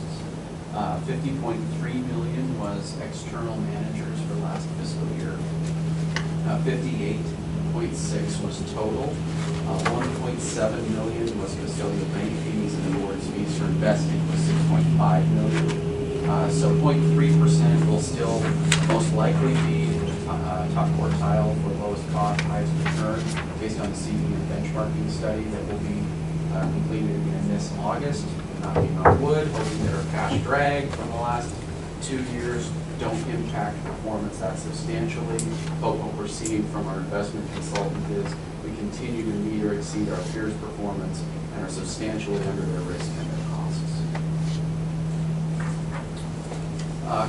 This again, the CEM analysis, not having that hedge fund presence in the portfolio helps our performance relative to net of costs.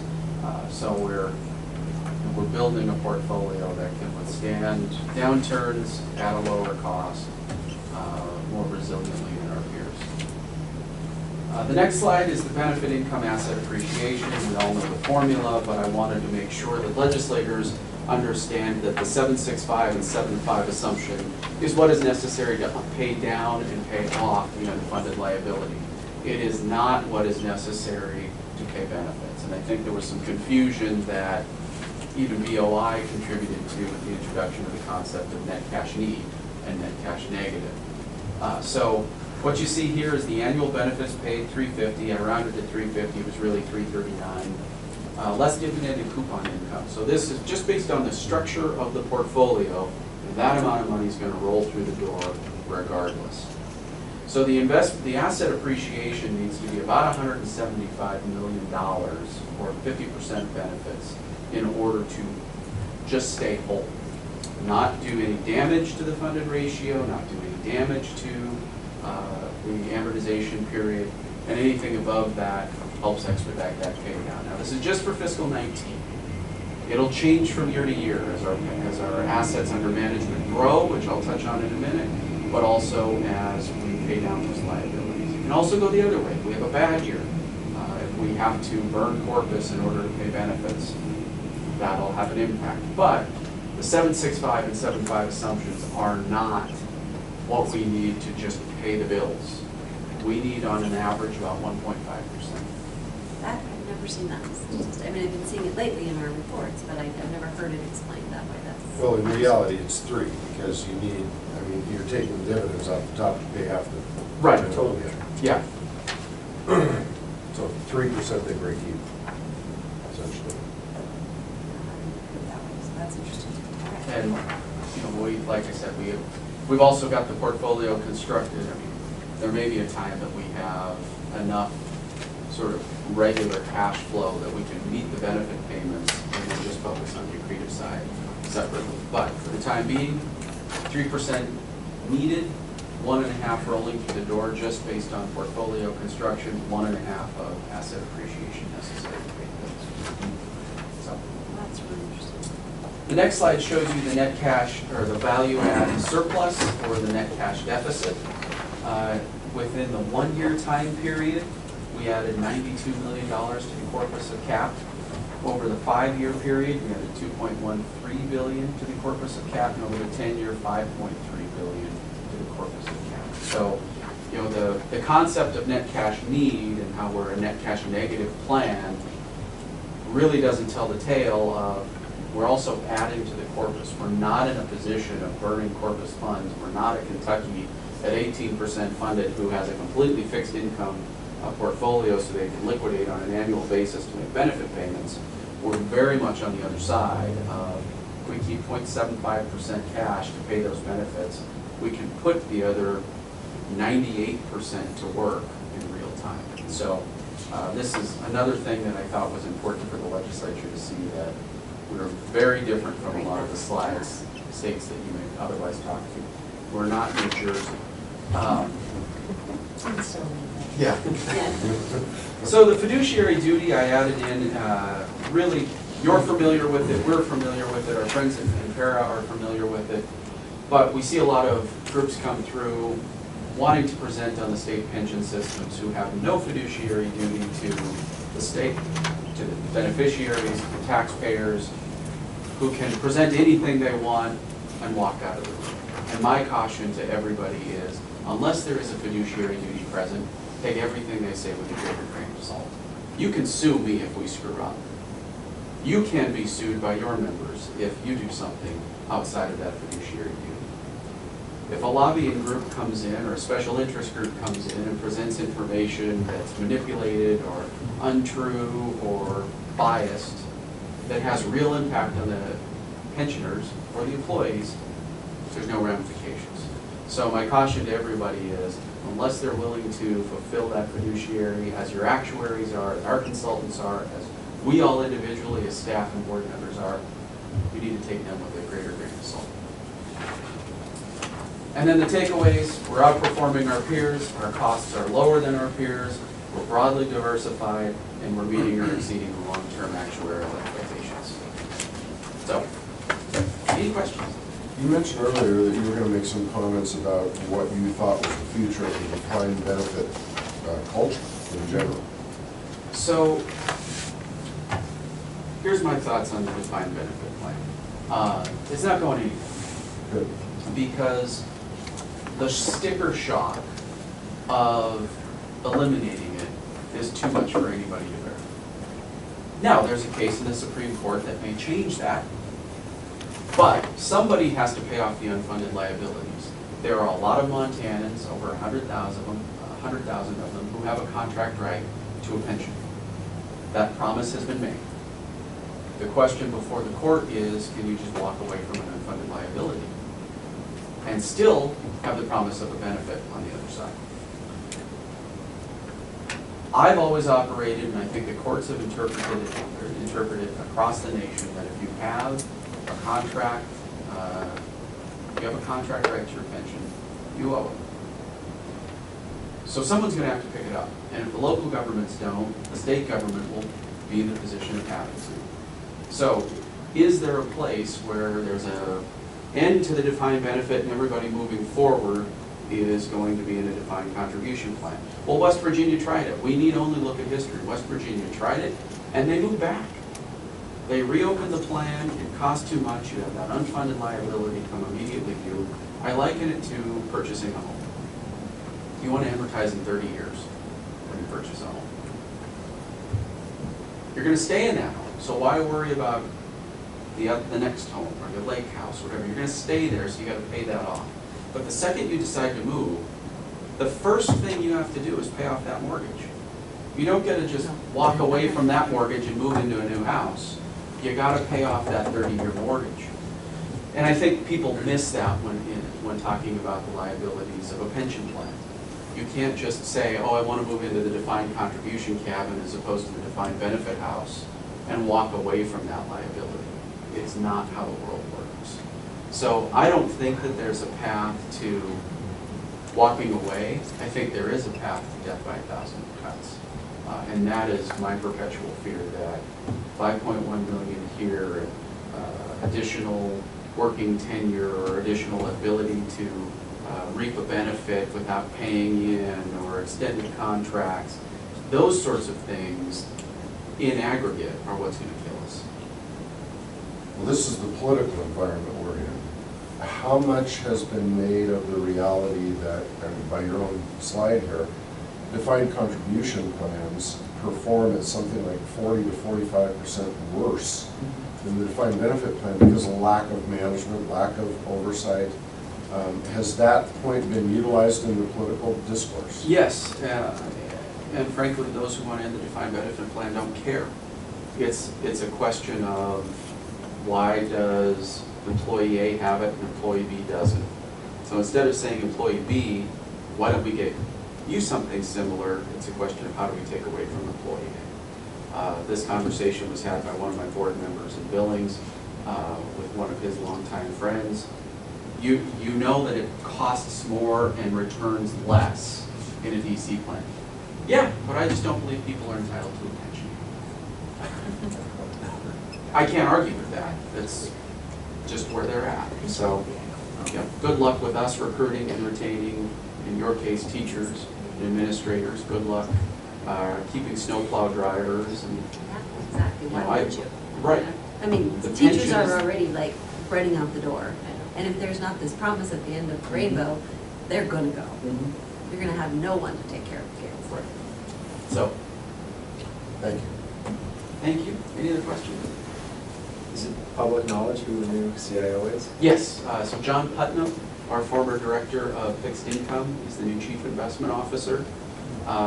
He, Montana boy, degree from both schools, so he wears his grizzly hat and his bobcat sweater, and depending on who wins the game, he'll wear an over or take the hat off. Correct. We also the board also named a deputy chief investment officer. We're a $21 billion asset under management organization now. We're not a big pension fund anymore. So the succession plan of CIO walking away and that just automatically flows down the hall to the executive director just doesn't work. So the board wisely named our director of public markets, Randy Muffick, deputy CIO. So now there is very two clear delineated succession plans so that those on the management side stay within the management side and those within the investment side and have that expertise will have that responsibility in the absence. So we put it to test. The CIO and I were out meeting with the SEC this week. Plan everything came back. The landing gear that was broken on one Tuesday when we were taking off wound up working, so we didn't have to put that succession planning into place, but it was there in case we needed it. All right. Any other questions? Thank you all so much. Appreciate your opportunity. Thank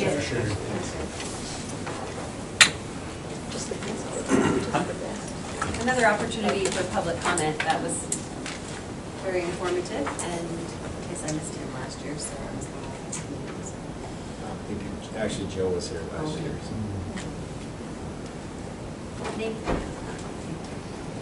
So we're going to move on to administrative business and to our audit report, Nolan.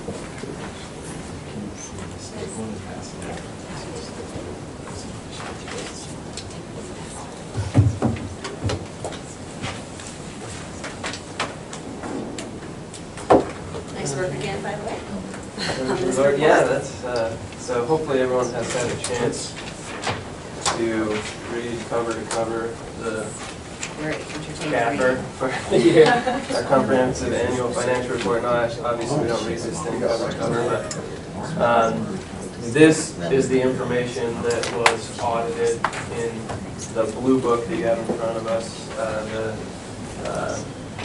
the legislative audit report. And you know, we don't need to go over this in extreme detail. Just know that there was no recommendations again this year.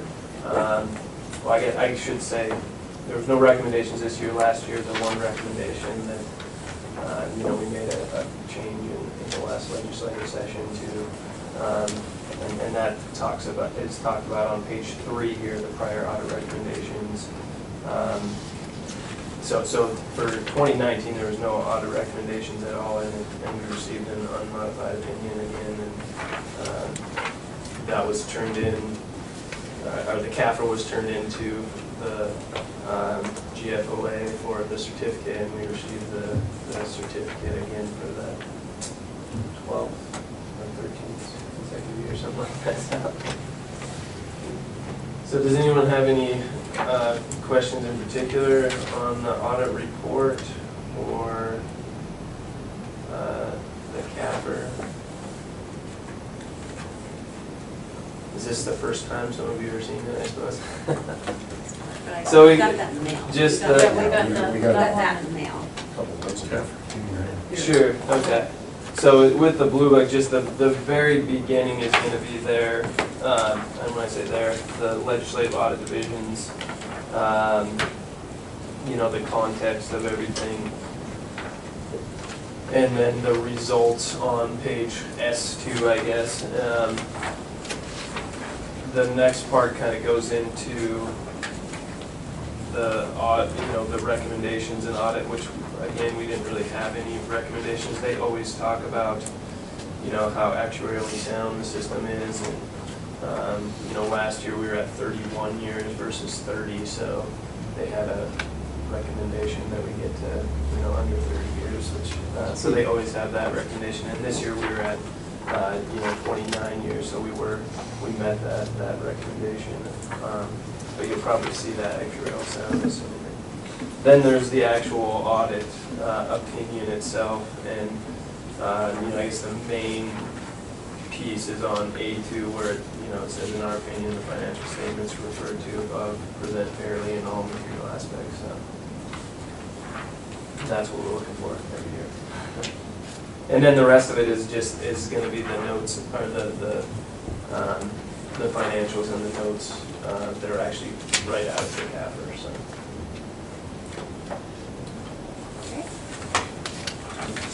Thank you. Yeah, you bet. If there's no other questions, I can move on to our current financials and budget as of January 31st of 2020. We always put the comparison in as of 1 year prior. So the first one here is the balance sheet. You can see, our total investments are up significantly, $500 million, I guess, from this time last year. Obviously due to the market and how well investments have been doing and all that stuff that Dan just talked about. Some of the highlights, I guess, on this is our construction work in progress.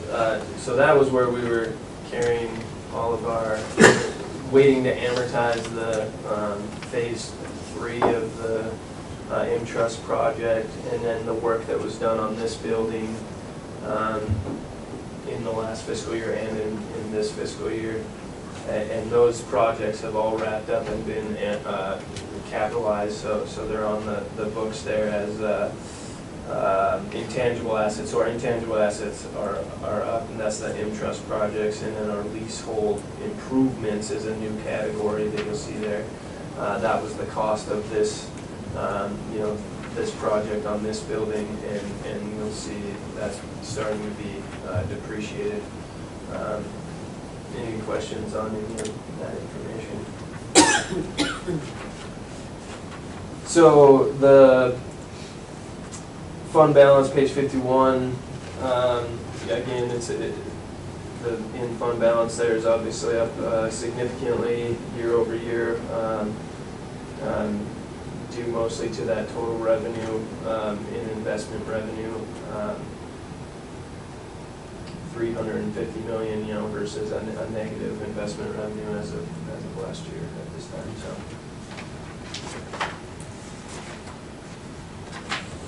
and that's the highlights, I guess, of page 52 there. The investment revenue by source. You can kind of see, most of it's due to just appreciation in the market. I would point out, we do, because of the capitalization of those projects, our amortization expense there at the kind of towards the bottom of the page there is going to continue to go up because of all these projects that are amortizing. Why are security gains and investment appreciation listed separately? What's the difference there? They're just in separate account codes, so I'd have to discuss with Board of Investments why, so the appreciation of our investments, or depreciation, if there is some, and security gains and losses, they're coded separately in the SABRE system, which is the state accounting system. And so that's how we show it on our balance sheet, just to make sure we're getting the accurate numbers, but I'm not sure if that, entails the dividends or anything like that they decide not to reinvest, or, coupons from bonds, that they decide not to reinvest, and they take those gains, and so that's why they book them as gains versus appreciation if they were to reinvest those, I guess. I'm not really sure, I guess. Just curious. But I can look into that. Operating budget. So as you know, with the project finishing a little earlier, about 2 pay periods, so it was almost a month early, we finished the M-Trust project. So a lot of our staff costs that we were accumulating under the M-Trust budget started hitting our operating budget a few pay periods early. So that's why you see this, the budget deficit in the personal service expenses. It's not significant. It's just a small deficit projected because of some of that, some of those costs coming into the regular operating budget a little bit earlier than we had anticipated back in May when we created this budget. So. And we do have, as of right now, we're projected to be really close to still sustaining a surplus. However, with the costs that were not anticipated with, some of our contractors that, we may need to come back to the board for a budget amendment due to some of those costs, so. Any questions on any of the operating budget? And the rest is really, this is just our contracted services, it's kind of a breakdown of that larger category that you see, in the operating budget itself. And then we have no delinquent agencies that, that as of, for our December, I guess, this doesn't include like as of right now today, but as of the beginning of this month, we had no delinquent agencies reported, so. They all have different days they're supposed to. No, it's the 15th of the previous month, so it would be, as of the 15th of this month, they all are supposed to have their January report in. And since this was created on the 6th, there could have been some that don't have their January report in, but we were looking at the December reports and everyone had their December reports. And overall, I would say, just we look at this report, the management team does more often than the board gets to see it. That it seems like we have fewer delinquent agencies, and even those that are delinquent for less amount of time, in generally speaking, than they were even 3 or 4 years ago. Yeah, some of the changes we made with, requiring them to report every month has helped, our staff manage who actually is delinquent. And, some schools are so small that they don't have teachers for 7 months out of the year. And so those, having them report and acknowledge that they don't have any contributions for that month is a good thing. So we don't have to go after them and ask them.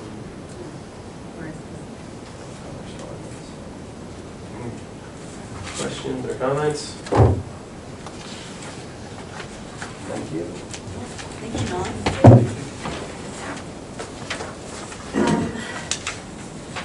Janice and I met this morning at 7:30 with Sean and to go over Sean's performance of grade 12. Would you like to take that one?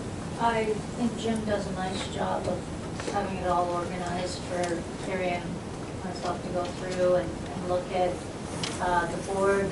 Obviously, it's all confidential, but the board's responses, staff responses, and there's a numerical system to look at those responses, plus the written comments.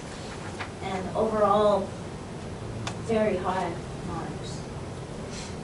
So, Sean is outstanding above in all areas. We made some, comments about how hard he's worked to get us here with this building and taking on a lot with, construction and all kinds of things, and still having things go well. So we were just pleased, and he even does a self-evaluation, which that was new this year. no, Or was it it's last been year? there before. Was it? Yeah. yeah. Okay.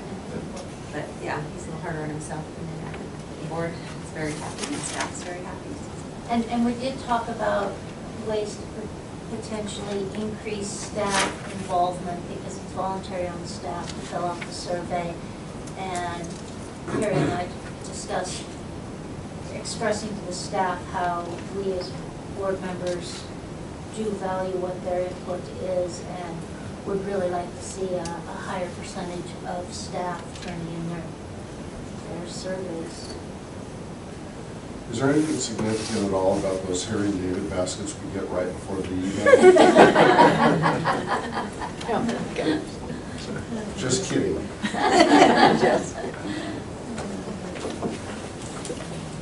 And then tentative meeting dates. Next one is set for May 8th. You can check your calendars.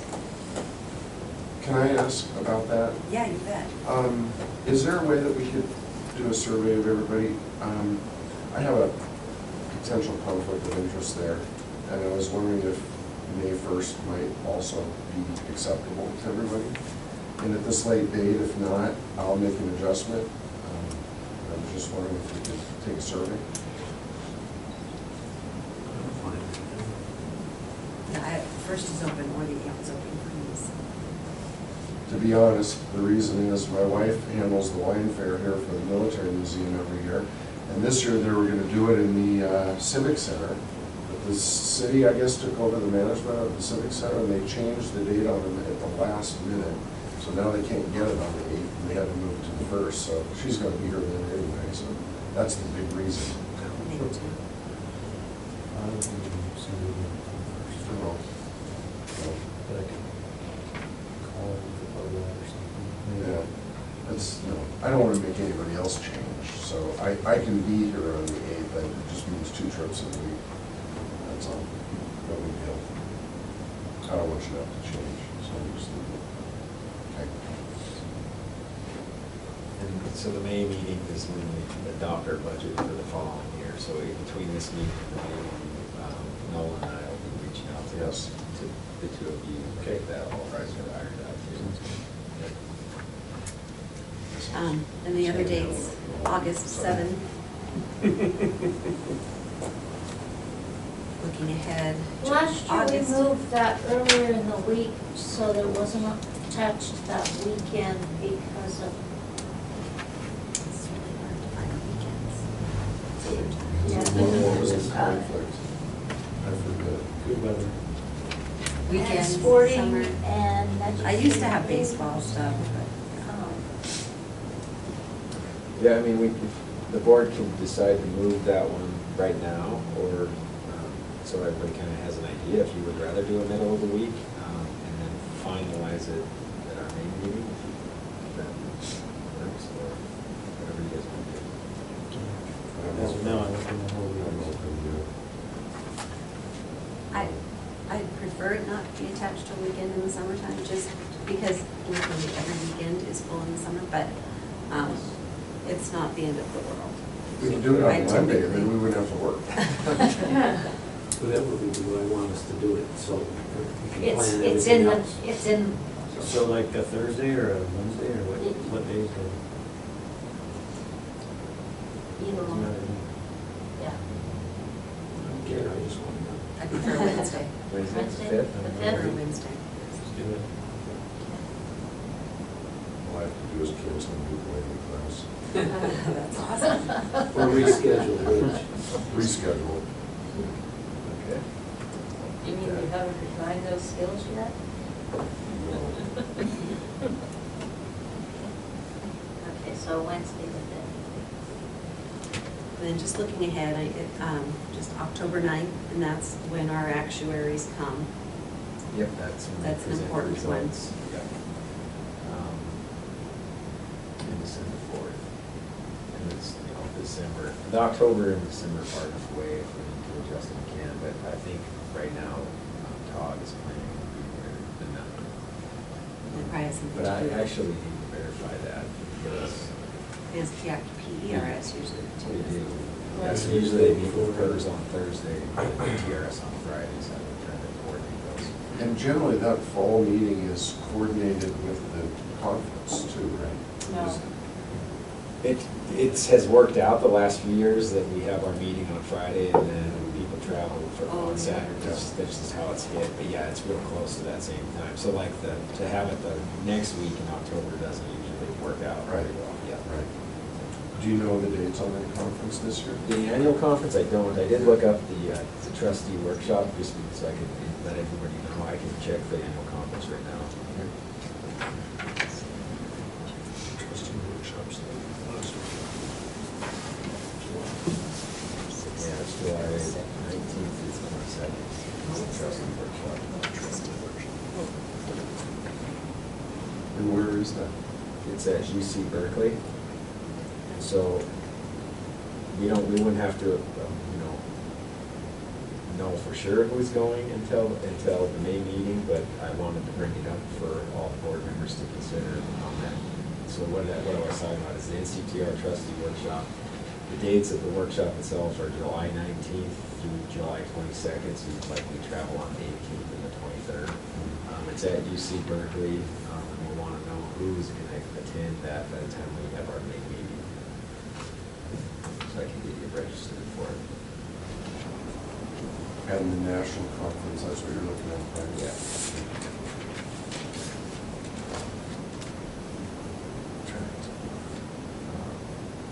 So they don't have any of these agendas up yet, like the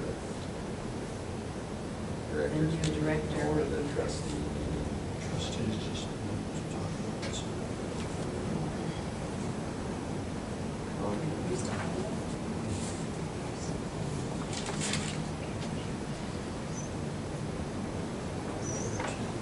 Yeah, October 10th through 13th. Wait. Locally, California. Yep.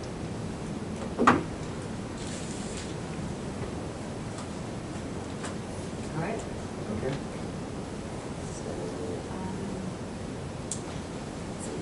Our next part is an action item for out-of-state travel requests. One for John to go to the PRISM conference in April. One for Tammy to go to the GFOA conference in May. Denise, the NAPA summer conference, and Sean, the director meeting in June. So all of these were included in, as part of the budget that was adopted by the board last May for this fiscal year. But we do every time we have you formally approved the specific trip that we get a few months away from it. Motion to approve the request. Second. It's been moved and seconded. Is there any further discussion on the out-of-state trips? We appreciate you guys wanting to go, and I know it's kind of a lot, but it's good for this system to be there and to know what's going on.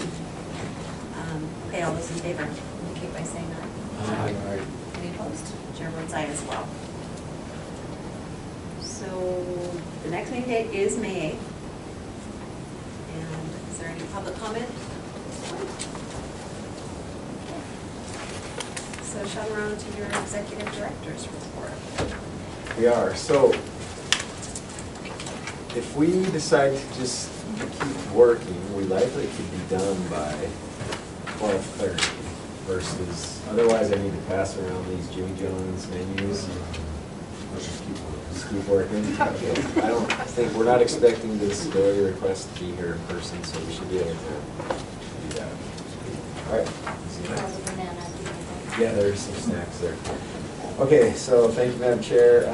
So the executive director's report starts behind tab 6, page 61. So there's a few things that have been going on. I presented the actuarial evaluation results to the local government pension/pension subcommittee of the legislative finance committee on December 16th, and then the LFC as a whole on December 17th. Additionally, there was what was called Legislative Week during the middle of January, where they had a few different pension track meetings. And the first day, it was kind of just anyone that was interested could attend. It wasn't really driven by a specific legislative committee, and so they did not ask Kavanaugh McDonald or TRS or PRS to present at those meetings. They just had their staff present on the first day. On the second day, it was a joint meeting with the LFC and the Sabbath together, and that was what Director Villa presented to. And then Kavanaugh McDonald, Todd Green from Kavanaugh McDonald also presented to them. And mostly the focus was on the upcoming risk analysis reports that we're going to have, but we should have that by the end of this month. But they heard from Kavanaugh McDonald, they heard from a representative from Chiron, it was the actuary firm Para prior to them hiring Kavanaugh McDonald, as well as Greg Menace from the Pew Charitable Trust. Really, they all three kind of said the same things. You know, risk analysis is great. It's only useful to a certain extent. Beyond that, it can only provide so much value. I thought what they said, each of the three, I think they were pretty well aligned with the message that they were putting out there. So I don't really think a whole lot came of it. Now, certainly, once we have the risk reports that have our real data and projections in them, it's possible that we can get called to task to some degree, but again, it's all based on the assumptions you apply. I mean, Director Villa, he made a good point, is, one of the things they always want to look at is, well, what happens if we have another great recession, followed by no recovery, which would be, that's never happened in history of the market. It's always, you have a recovery, might take longer than the previous recovery, but it usually always bounces back, so. I'm sure it'll be fine. I just, I was there, I was in the audience as well as Dory, and then we did bring in Captain McDonald to speak to the committee. We may have to do that again when we get the full-on risk analysis reports. I want to wait until I see what that report looks like before I make a decision whether we can bring them in. It looks like,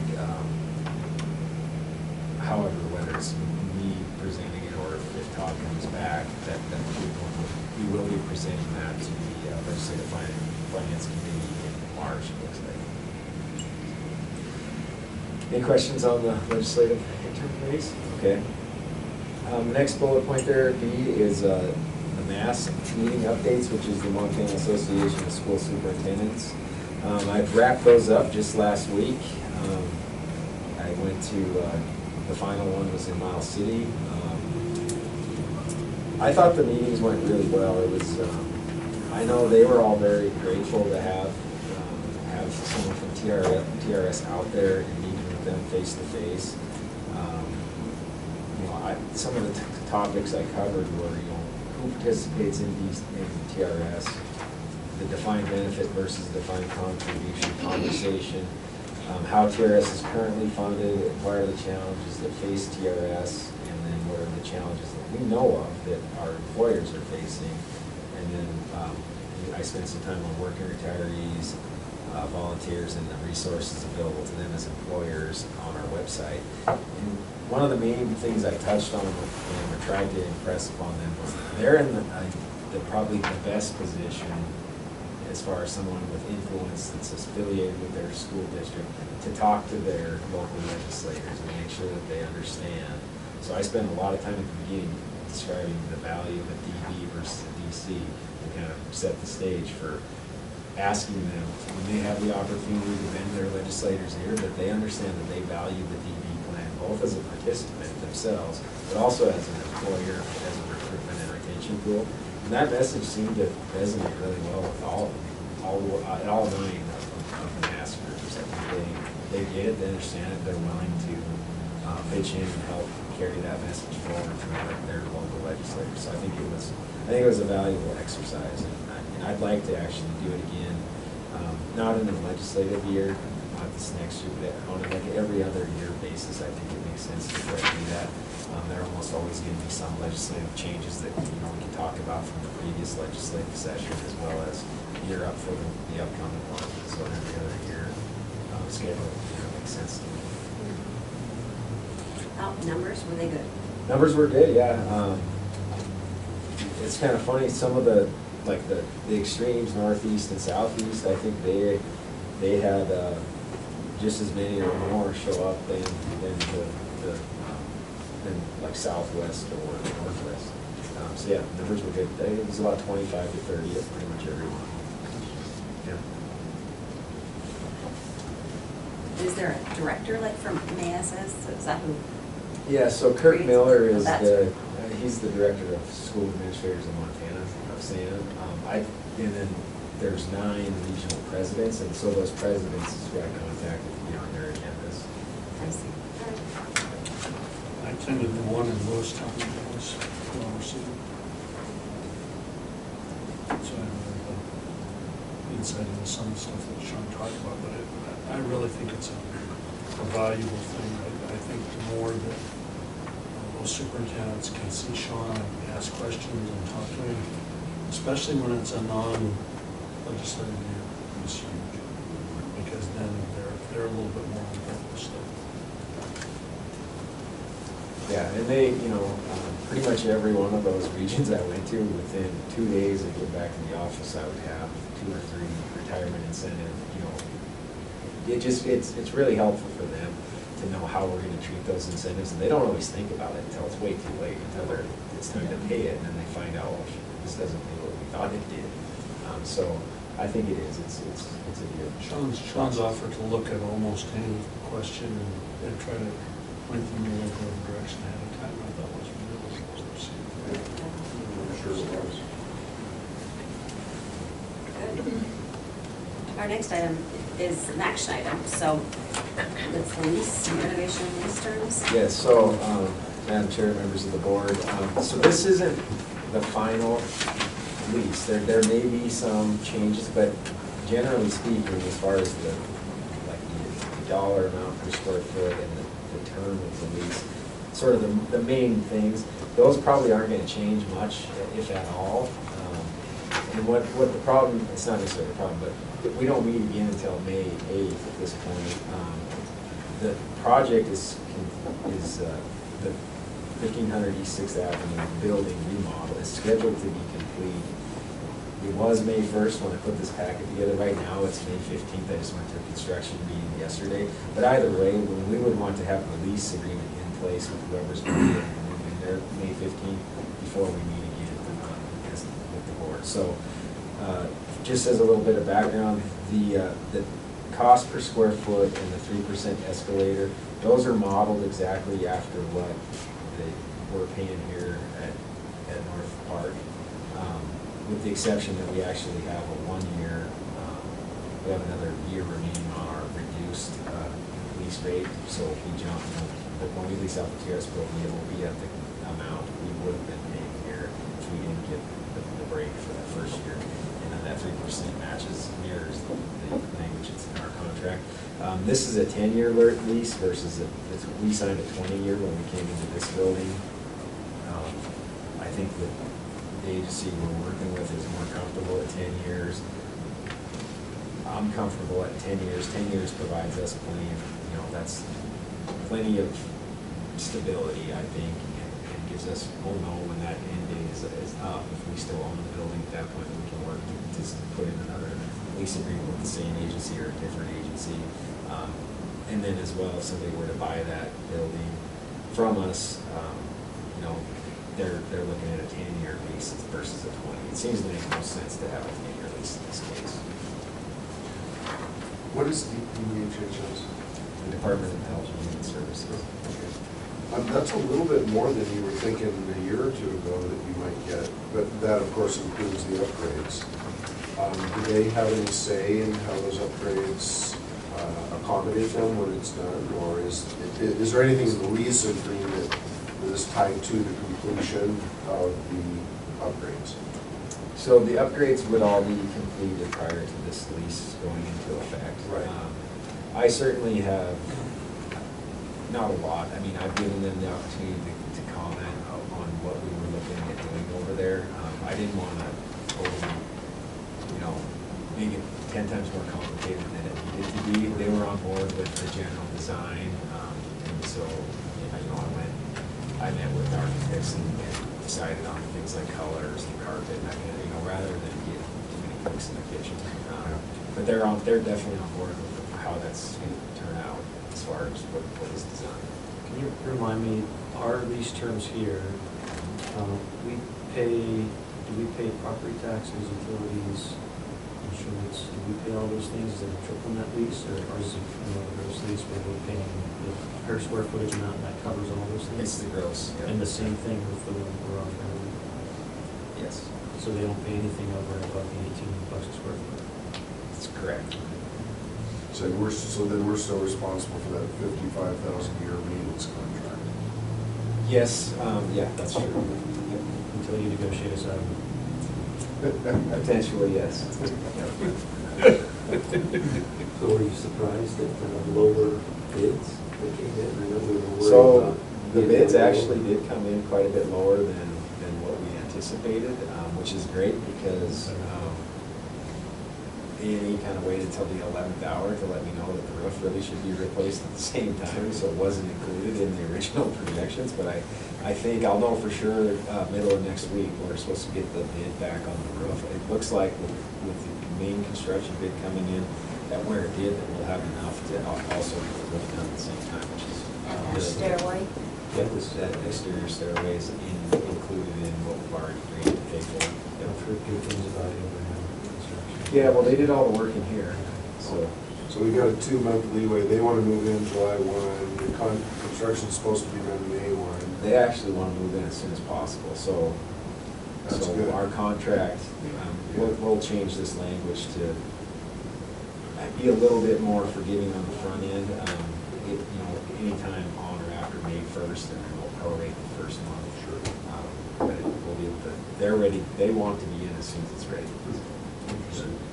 Be kind of interesting for us to go see it at some point. Yes. Before they, We'll definitely take a tour. So I was over there Hey, May 8th. about a week before the remediation started, and so there was really no construction that had been done, and I can't tell you how, it's surprising how dark and dirty and dungy that building was when you're not used to going there every day. Is everybody breathing better? I think so. I know Tammy said yesterday she's really grateful to be there. I say that every day, the parking alone, and just, yeah. That's wonderful. You park underneath. I do. Perfect, right in Yeah. the elevator. Yeah, yeah, it's just not heavy, I mean, for all staff, I mean, it's just so much, the parking's so much better. Well, this place is just so much more comfortable than Yeah. that ours was. Yeah, yeah. Yeah, I very, very We would appreciative. never admit that to UPHHS. Well, it's gonna be all bright and new and shiny, so. Yeah. And I'm the first person to admit that I needed a change after being in a building for 26 years. I'm like, this is nice. Yeah. I feel like I have a new job, so it's like, you know, you're excited. Cool. You know, I love it, so yeah. I'm excited. Was there any issues You're with right, yeah, right. So, I'm not sure why they got behind, they were expecting to be done with asbestos remediation last Friday, and it's gonna be done today. So, they only got a week behind, I'm not sure why, they started about right on time.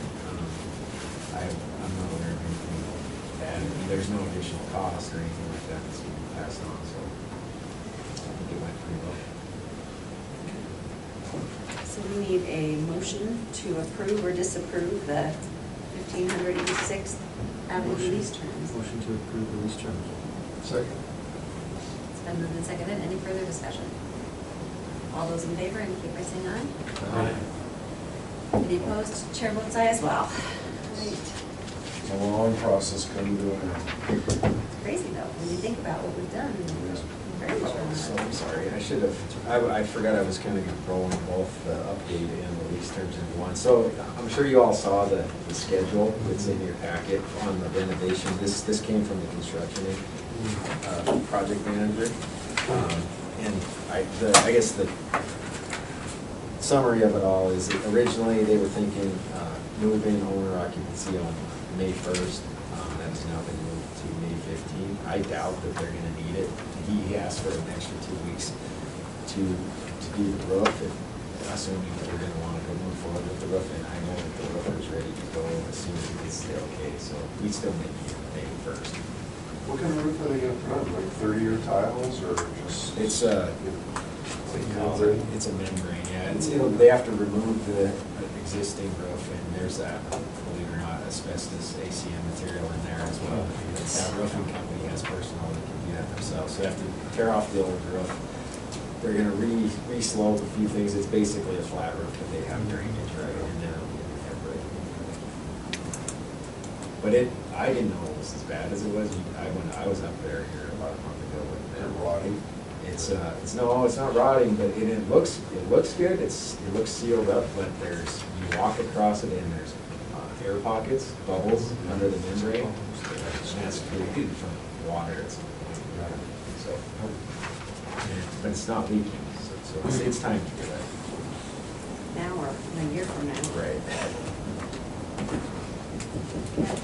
Okay, so then, all right, so then item number D is the Ampera versus the Lewis and Clark County / Peerview Health Clinic case. And I have a write-up in here, and I'm sure you've all read, but I'm gonna pass around. So at the time of this writing, we did not have the motion to file an amicus brief prepared. Denise had it prepared a day later, but I'll let her speak to the motion. Some of you both Carrie and Scott and Jeff. Scott and Jeff are the litigation committee, and I copied Carrie on it just as the board chair, just so she would know what was going on. But we did file a motion and asked the court for permission to file an amicus brief because the set of circumstances surrounding the Pure View Health Clinic versus Impera are so, fundamental to the business we're in. I think we have to, and that was what I communicated to Jeff and Scott, and they agreed. And so with that, I'll let Denise explain a little better what's in the motion itself. But Dan made reference to it several times earlier today. I mean, it's the whole notion of an employer or a big chunk of an employer deciding they're going to privatize or shut down or whatever and just walk away and not pay any unfunded liability. That's the issue. Okay, so this, you can't file an amicus brief. An amicus brief is a friend for court brief that interested parties can file in litigation in district court or the Montana Supreme Court. You can't file an amicus brief unless you file a motion first asking for leave to file an amicus brief and have the court tell you that you can participate in that capacity. So far, I want to say there are 4 or 5 amicus curiaes, friends of the court, involved in this case. MFPE is one of them, the Montana Public Retired Employees Association is their BOI is an amicus in this case now. So just very quickly, so Pureview is a part of Lewis and Clark County's employee base. They're removing the Pureview Health Clinic from their employee base. It's roughly 1/3 of of the county's overall employee count. So of course, they want to walk away and think that their statutorily required obligations up to this point were all they were responsible or liable for paying.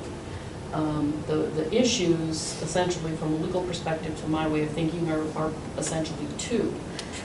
First of all, there's nothing in our statutes or nothing in Impera's statutes right now that expressly say what happens when something like that happens.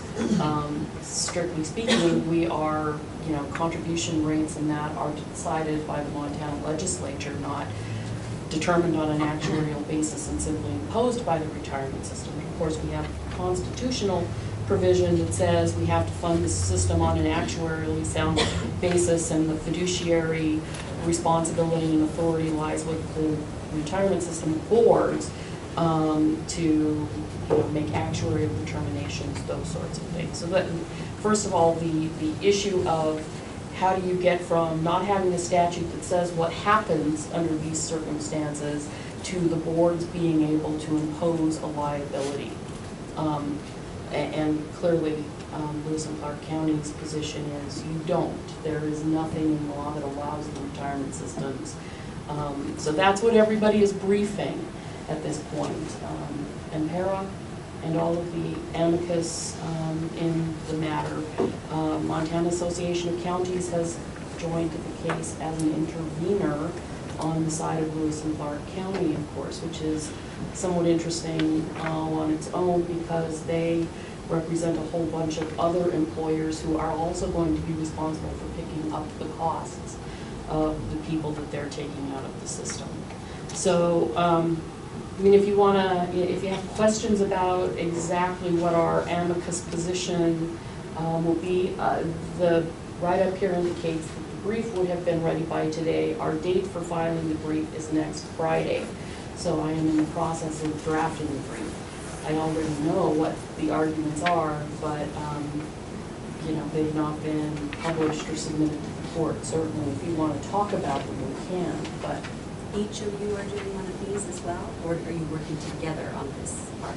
No, each amicus files their own brief, and because as you can imagine, different amici have different interests in the litigation or different, legal perspectives to present. So ours is probably the most closely, fully consistent with Impera's position, for all of the reasons of equity, of cost, of benefits, of, consistent funding, of, and the good thing is, fiduciary obligations, courts can be courts of law or courts of equity, fiduciary obligations come out of the system of equity justice. So, courts are free to make determinations that are not necessarily already set down in statute, but are places where laws don't speak. So, it would be wholly inequitable. And Impera was party to this as well, has prior experience, and the Montana legislature has already taken a position that employees being taken out of one of our pension systems, the unfunded liabilities are the ongoing responsibility of the employer, and that's why we get a supplemental from the university system every year, at least until 2033, and probably after that. So, there are good arguments to be made here. To my way of thinking, the question is whether or not the courts are going to say the decisions can be made without there being express legislative direction on how the amount is determined, or that in the absence of statute that says this can be done, and to how, to what extent. But I'm fairly confident that the court is going to say that it is a fiduciary issue of appropriate funding for the system and equity for the participants. As you're all aware, my primary argument, after the 2008-2009 downturn and the subsequent funding fix that Dan was talking about earlier, we increased employer contributions, we increased member contributions, and both systems are getting additional contributions from the state. They take those employees out, they're no longer a party to fixing the lack of funding for their employees' benefits to the extent of the enhanced member contributions that they would be making and the enhanced employer contributions. So, a neighbor of ours when I was growing up had a sign on her wall that said raising children is like being pecked to death by chickens, and as Dan was saying, the potential problem for retirement plans is you will have people bleed slowly out of the system, have compensation, bleed slowly out of the system, and whether or not you think a $5 million uncovered unfunded liability is material to the system as a whole, if all employers are allowed to do that, it becomes a much bigger issue. And that's the scary part of Lincoln being on the side there. I think it's, the message will get out real quick. This is how you solve it. Absolutely. And, we're potentially susceptible to the same thing at some point down the road if school practicization really takes off. I mean, where you start, you're possibly converting from a public school district to a private school that wouldn't be eligible, or even just splitting off a portion of it, we would fall into the same. And some of the more, things that we've seen sort of coming up in other locations, not so much here yet, but, there are school districts, there are companies that employ teachers and lease them out to public school districts. And some of those companies are licensed to do business in Montana. We've not seen much of it yet, but, there are other ways that direct employment of covered positions can be removed from the system. Could the university system use this potentially as a precedent in reverse and say we never should have been That's required what to I pay thought you this? about. It entirely depends on what the outcome of this is. And yes, that's certainly something that Sean and I talked about, that depending on what the Supreme Court finds here. But I'm inclined to think that what the Supreme Court will find, if it's contrary to the pension plan arguments being made, is that there needs to be legislative instruction on how this is done and when this is done. Those instructions can be passed by the legislature and imposed retroactively, and that would be where we would have to go with that argument. Yeah, it's entirely possible that, like Denise said, if the court doesn't find in favor of para, they may very well tell them, you know, you need to go do something like what we did with the university system, where the legislature sets contribution rates with a time to pay it off. And that's how you're supposed to deal with it. And the issue. Right, and because there is already statute imposing that obligation on the university system for us, that would be, the risk that you would run would be that the Supreme Court would say, no, the only thing an employer is responsible for is their regular statutory contribution rates as set forth in statute initially. I can't imagine that that would be the outcome. So. This might be one example where sharing those liabilities to each of the individual employers truly becomes benefit, because it's not like those liabilities haven't been shared with them before now. Yeah, right. This is how much you owe. This is what you've known for some time. This is not. Right, and right now, so they're valuing that at 5.1 million is what the liability associated with these 60 employees and plus their retired members is. And that's 100% based on their own capital, where they broke out for GASB 68 purposes, peer reviews, actual proportion or portion of the county's total pension liability. So you're exactly right. We've been seeing that number. It's at least they know. They put it on their financials every year. They know there is a liability. They can't argue. Right. Are they staying on that? It's a I would guess it's non-profit, I think. Yeah. I can't imagine it's These not. employees should be screaming like they want to get out of this retirement system.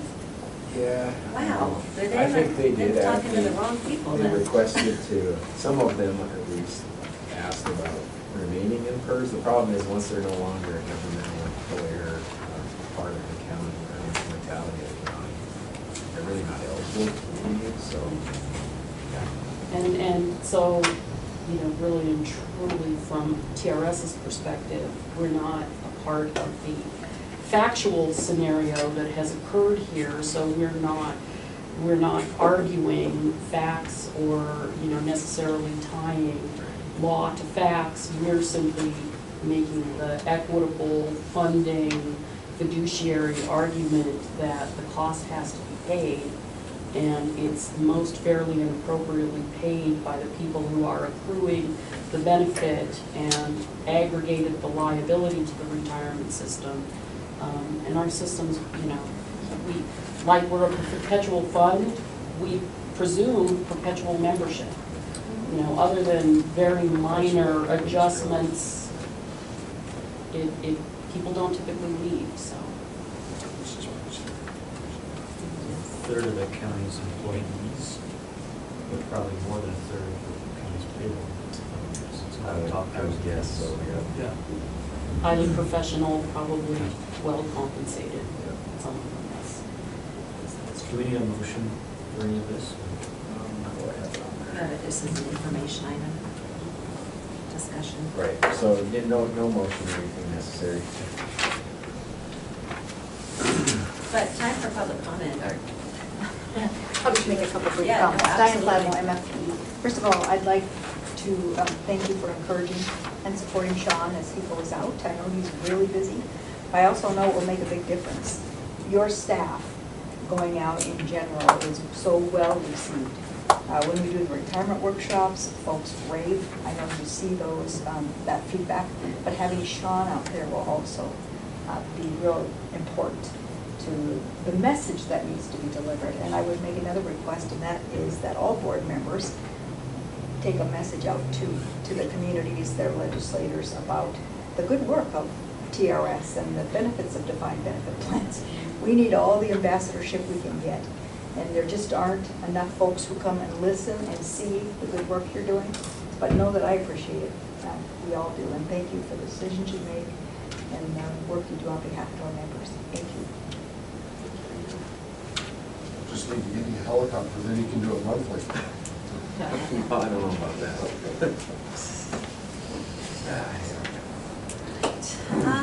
So we're going to close the meeting now for some disability applications. All right, I'll call the meeting back to order. Okay. So, related to this disability determination, disability request, Board Chair Carrie Pfeiffer has indicated that she knows the individual, that her knowledge of this individual could be construed as constituting a conflict of interest, so she has recused herself from discussion of and voting on this request for disability determination. So, Board, we need a motion on the disability request of Vicki Heiger. I move approval. Second. It's been moved and seconded. Is there any further discussion? All those in favor indicate by saying aye. Aye. Any opposed? That motion passes.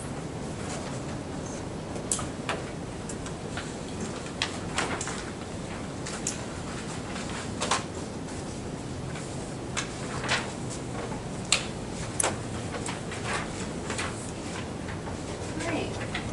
Legal counsel's report, please. All right, Madam Chair, members of the board, at this point, we still have 2 contested matters pending, and delightfully, they've both ramped up all at the same time. So we have the ongoing matter of Ed Zabrocki's benefits, and I'm sorry, I've got orders to look at instead of my calendar. So we are in district court, in Judge Menahan's court here in Helena, with the Zabrocki matter.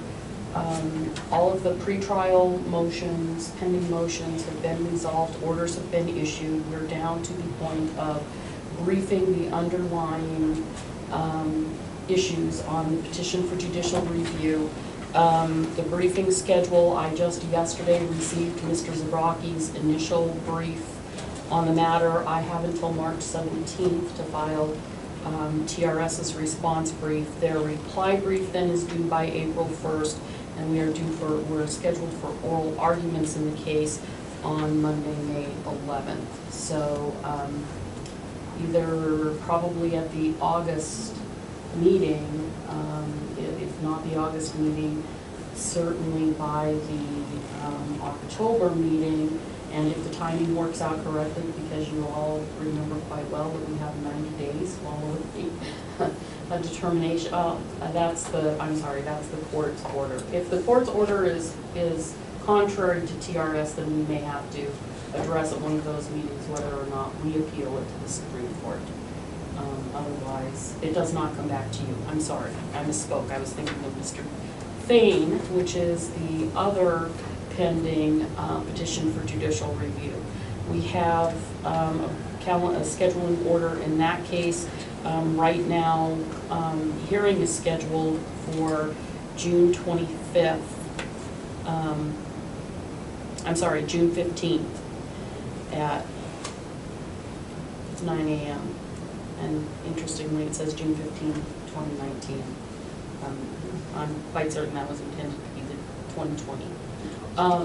Discovery closes in this case on February 28th. Sean and I will be in Missoula, which is next Friday, for 2 depositions on the 28th. So, well, following the depositions, there's additional time frame for pre-hearing briefing. I expect there to be 1 or 2 motions for summary judgment filed in the case. And I expect, frankly, that the issue will be decided on the motion for summary judgment because it's purely questions of law, not questions of fact and law. So we may not end up in hearing in June at all. Of course, the case will be coming to you after an order, hearings examiner order on motions for summary judgment is issued, or if that's denied, then, which would come to you anyway. There are motions for summary judgment you will be hearing, taking action on the hearings examiner's proposed order on the motions for summary judgment. So you'll be seeing the case, I would say sometime this summer, one way or the other. That's really, other than the para amicus briefing process, and of course I can be called to appear in court and provide, oral argument on the amicus brief. I'll keep you apprised as we go along about how that's going. Sean will keep you apprised, I'm sure, but that's what we have pending for our legal cases right now. Unless anybody has any questions.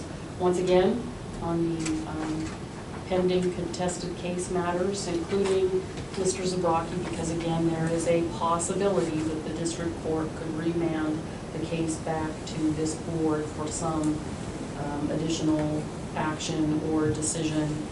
Certainly Mr. Thane is pending before you right now, although, the hearings examiner is managing the case at this point. So the prohibition on ex parte communications in both cases still is in place. If you have questions about either of them procedurally or that, you can contact the Drake offer, contact Mike Hoffman with any questions you have. And that's it. Thank you. Our applications for benefits and adjustments. Madam Chair, members of the board, we processed 48 applications during November 1st through January 31st. So kind of much slower time of the year, but it's about to get crazy. I know. Yeah. March 1st, they have to tell everybody. So. Yeah. And, Jeff had one question about the one individual at Maryland Good time. that had 49.02 years of service, and she was in public schools. I'm not quite sure what position she held, or whether it was, classroom teacher, or paraprofessional, or what technician. Oh, That's a Marilyn long Medina? time. Yeah. Yeah, so she was the dean of girls at Butte High School, Oh, wow. at least for a portion of it. And we really had a hard time getting her to actually start receiving her benefit just because. So has she been retired for a while and just finally got her to the time? She's been, I believe she terminated about a year and a half ago, if I remember right, and we finally just got her to See, start this got receiving. dated. Yeah, September 1 of 2018. so we got her to finally start taking her benefit. So hard to imagine. Yeah, well. With 49 years in, why you wouldn't just automatically start taking it. Got a rich husband. Actually some health problems and not being, not being where her actual mailing address is. Even though, we let her know, and she said somebody picks up her mail every day. I mean, whatever reason, she just couldn't get the paperwork filled out, so we finally got it. Interesting. So anyway. Taking a plunge? Congratulations. Thanks. This year, Yeah, this, Good. yeah. Did everybody hear that? How many years?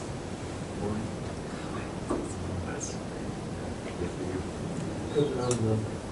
Yeah. Was to start when we were 18. 12. Yeah. Well, congratulations, Scott. Yeah, that's awesome. When is it official? I'll be middle of June. A little party for you in August or something. Yeah, Yeah. we're gonna have to do that.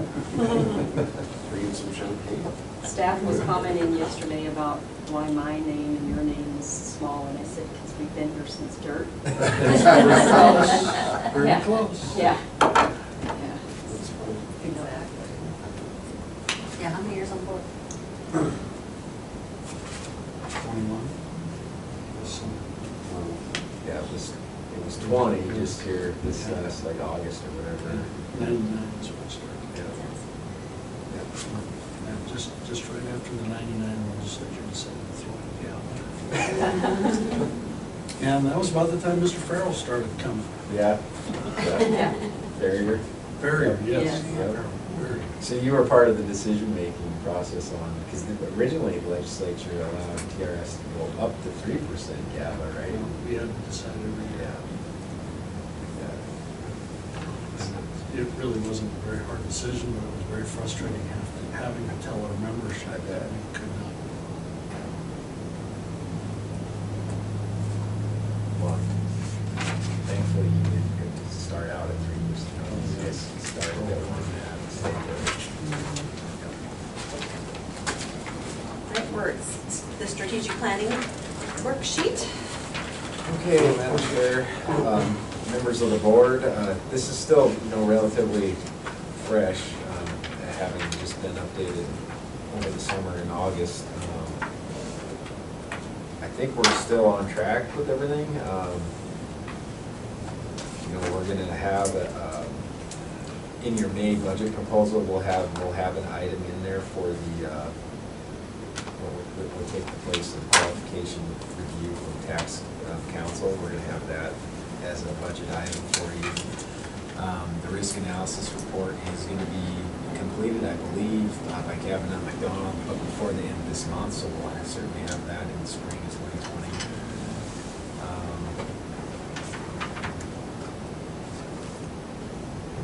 Yeah, everything else is tracking right along. If there are any questions, I'm happy to answer them, but I think otherwise, we're in pretty good shape. We use this to help form his next evaluation, kind of. Yeah, this is very helpful, Yeah, it is. benchmarks. One of the things on the BOI that I found quite helpful, it's really just part of the audit committee, but it's similar to this. Anytime there's an update or a change or progress, that it's in red on this. Mhm. And so we don't have to look at the big document as a whole. We can look at places where there's been something done. So In fact, I usually do that on this one. I make updates to it, I leave it at font red.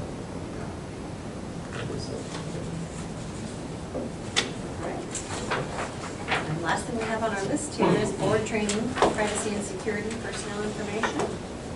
And we'll all have another reason to thank Mr. Dahl, because this is the policy on protection of PII for the teachers' retirement system. And we have planned this both for training, which you've now substantially had, but also the policy needed to be modified because the cross-references to the applicable state statutes have changed, which we have on his slide presentation as well. So we're The one change to this. Yes. That update. right. So you have a sort of an interim, a modified policy that still had inaccuracies in it. Darla cleaned that up, and Carrie is signing a fully accurate. The dates at the bottom were not updated.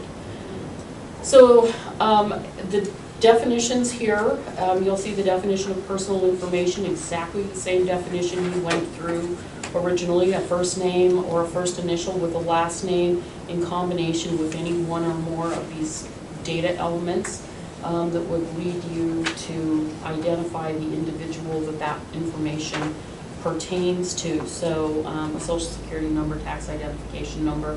I won't go through those in great detail because he went through the data, or the specifics of the statute and the requirements.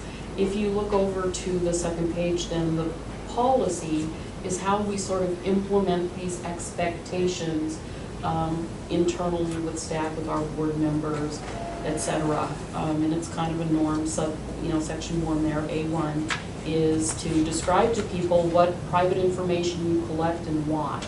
Because strictly speaking, you shouldn't be collecting private, personally identifiable information that you don't have a need to.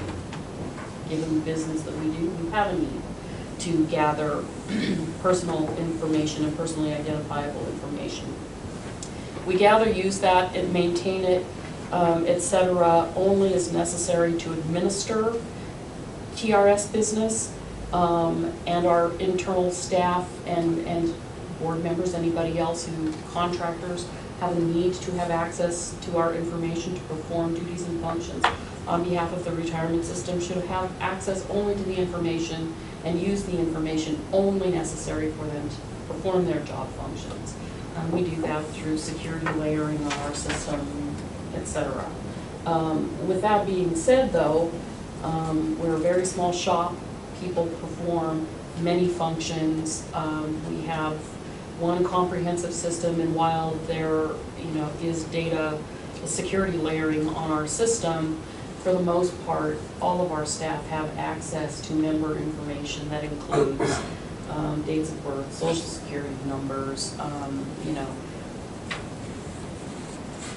financial account information if members are having benefits deposited by EFT, that sort of thing. So there aren't many people who have very limited access to personal information in the office. One of the things, of course, that's very, of great concern are social security numbers. And by state law, we should be gathering social security numbers only where we have a need to use them in their full format. Otherwise, we should be truncating social security numbers to the last 4 digits or not gathering them at all if we don't need them. Of course, we have to gather them both for identification purposes and for tax reporting purposes at the point that we're paying people benefits. So when we did this training for our staff, Sean presented to staff that the policy now is we commit our documents to imaging, and the identifying what member account those belong to was typically done by putting their name and their social security number in the upper right-hand corner of the document. As part of our M-Trust process and development of our person component of the M-Trust system, we have now generated random internal identification numbers for our members. So everybody has a TRS ID number. And now we have implemented that for internal purposes of committing documents to our imaging system, that's the number that should be put at the top of the document. Not because there's any greater concern for our people seeing that at the top of the document, but when you take documents out of the system, you provide them to the member, you provide them to their lawyers in the discovery process, anything, then you have to go through and redact those things. So we're now uniformly using people's ID numbers for that purpose. But we, of course, continue to gather social security numbers, our documents that require social security numbers.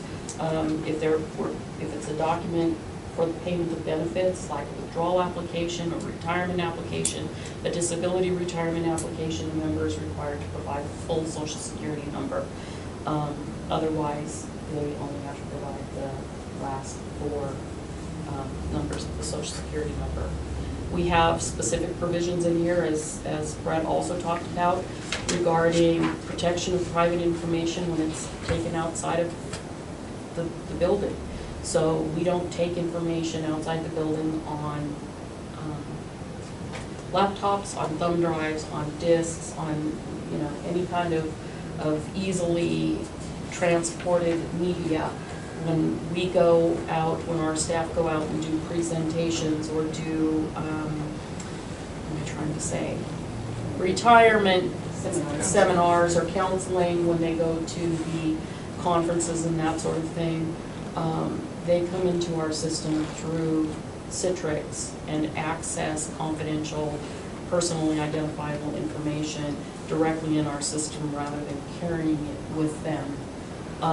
And so if there were a need to take information outside the building, on transportable media, it has to at least be encrypted. So as you look through this, and as Brett pointed out, we have a contractual requirement, we call it a third-party agent agreement. All of the contractors who perform services for us that require that they have access to or receive personally identifiable information, like our actuaries, like Alfred Munksgaard and Associates, and even our tax counsel and the Drake Law Firm, they execute a third-party agent agreement which says they'll protect the information, they'll have policies in place, they'll advise us if there's ever a breach of their data system that compromises potentially our members' data, and flows downhill the financial responsibility and burden for those kinds of lapses. So we've had those in place for a long time. We've had specific cybersecurity coverage requirements in those contracts, not the third-party agent agreements, but the underlying contracts, for longer than the state has had them in their contract forms. So we tried to cover the bases. That doesn't mean it's not gonna, happen. But so I think we have good policy. I think we have good practices, and we continue to work at getting better. So We know what our coverage is now. and we do. That was frankly very enlightening. And now we have the correct cross-references. So, any questions?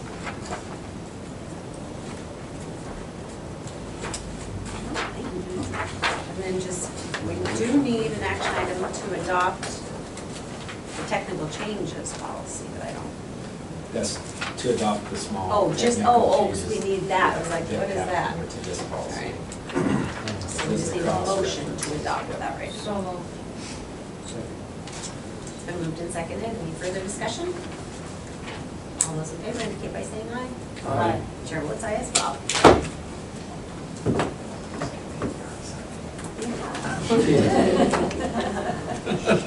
It's just throwing it under the bus.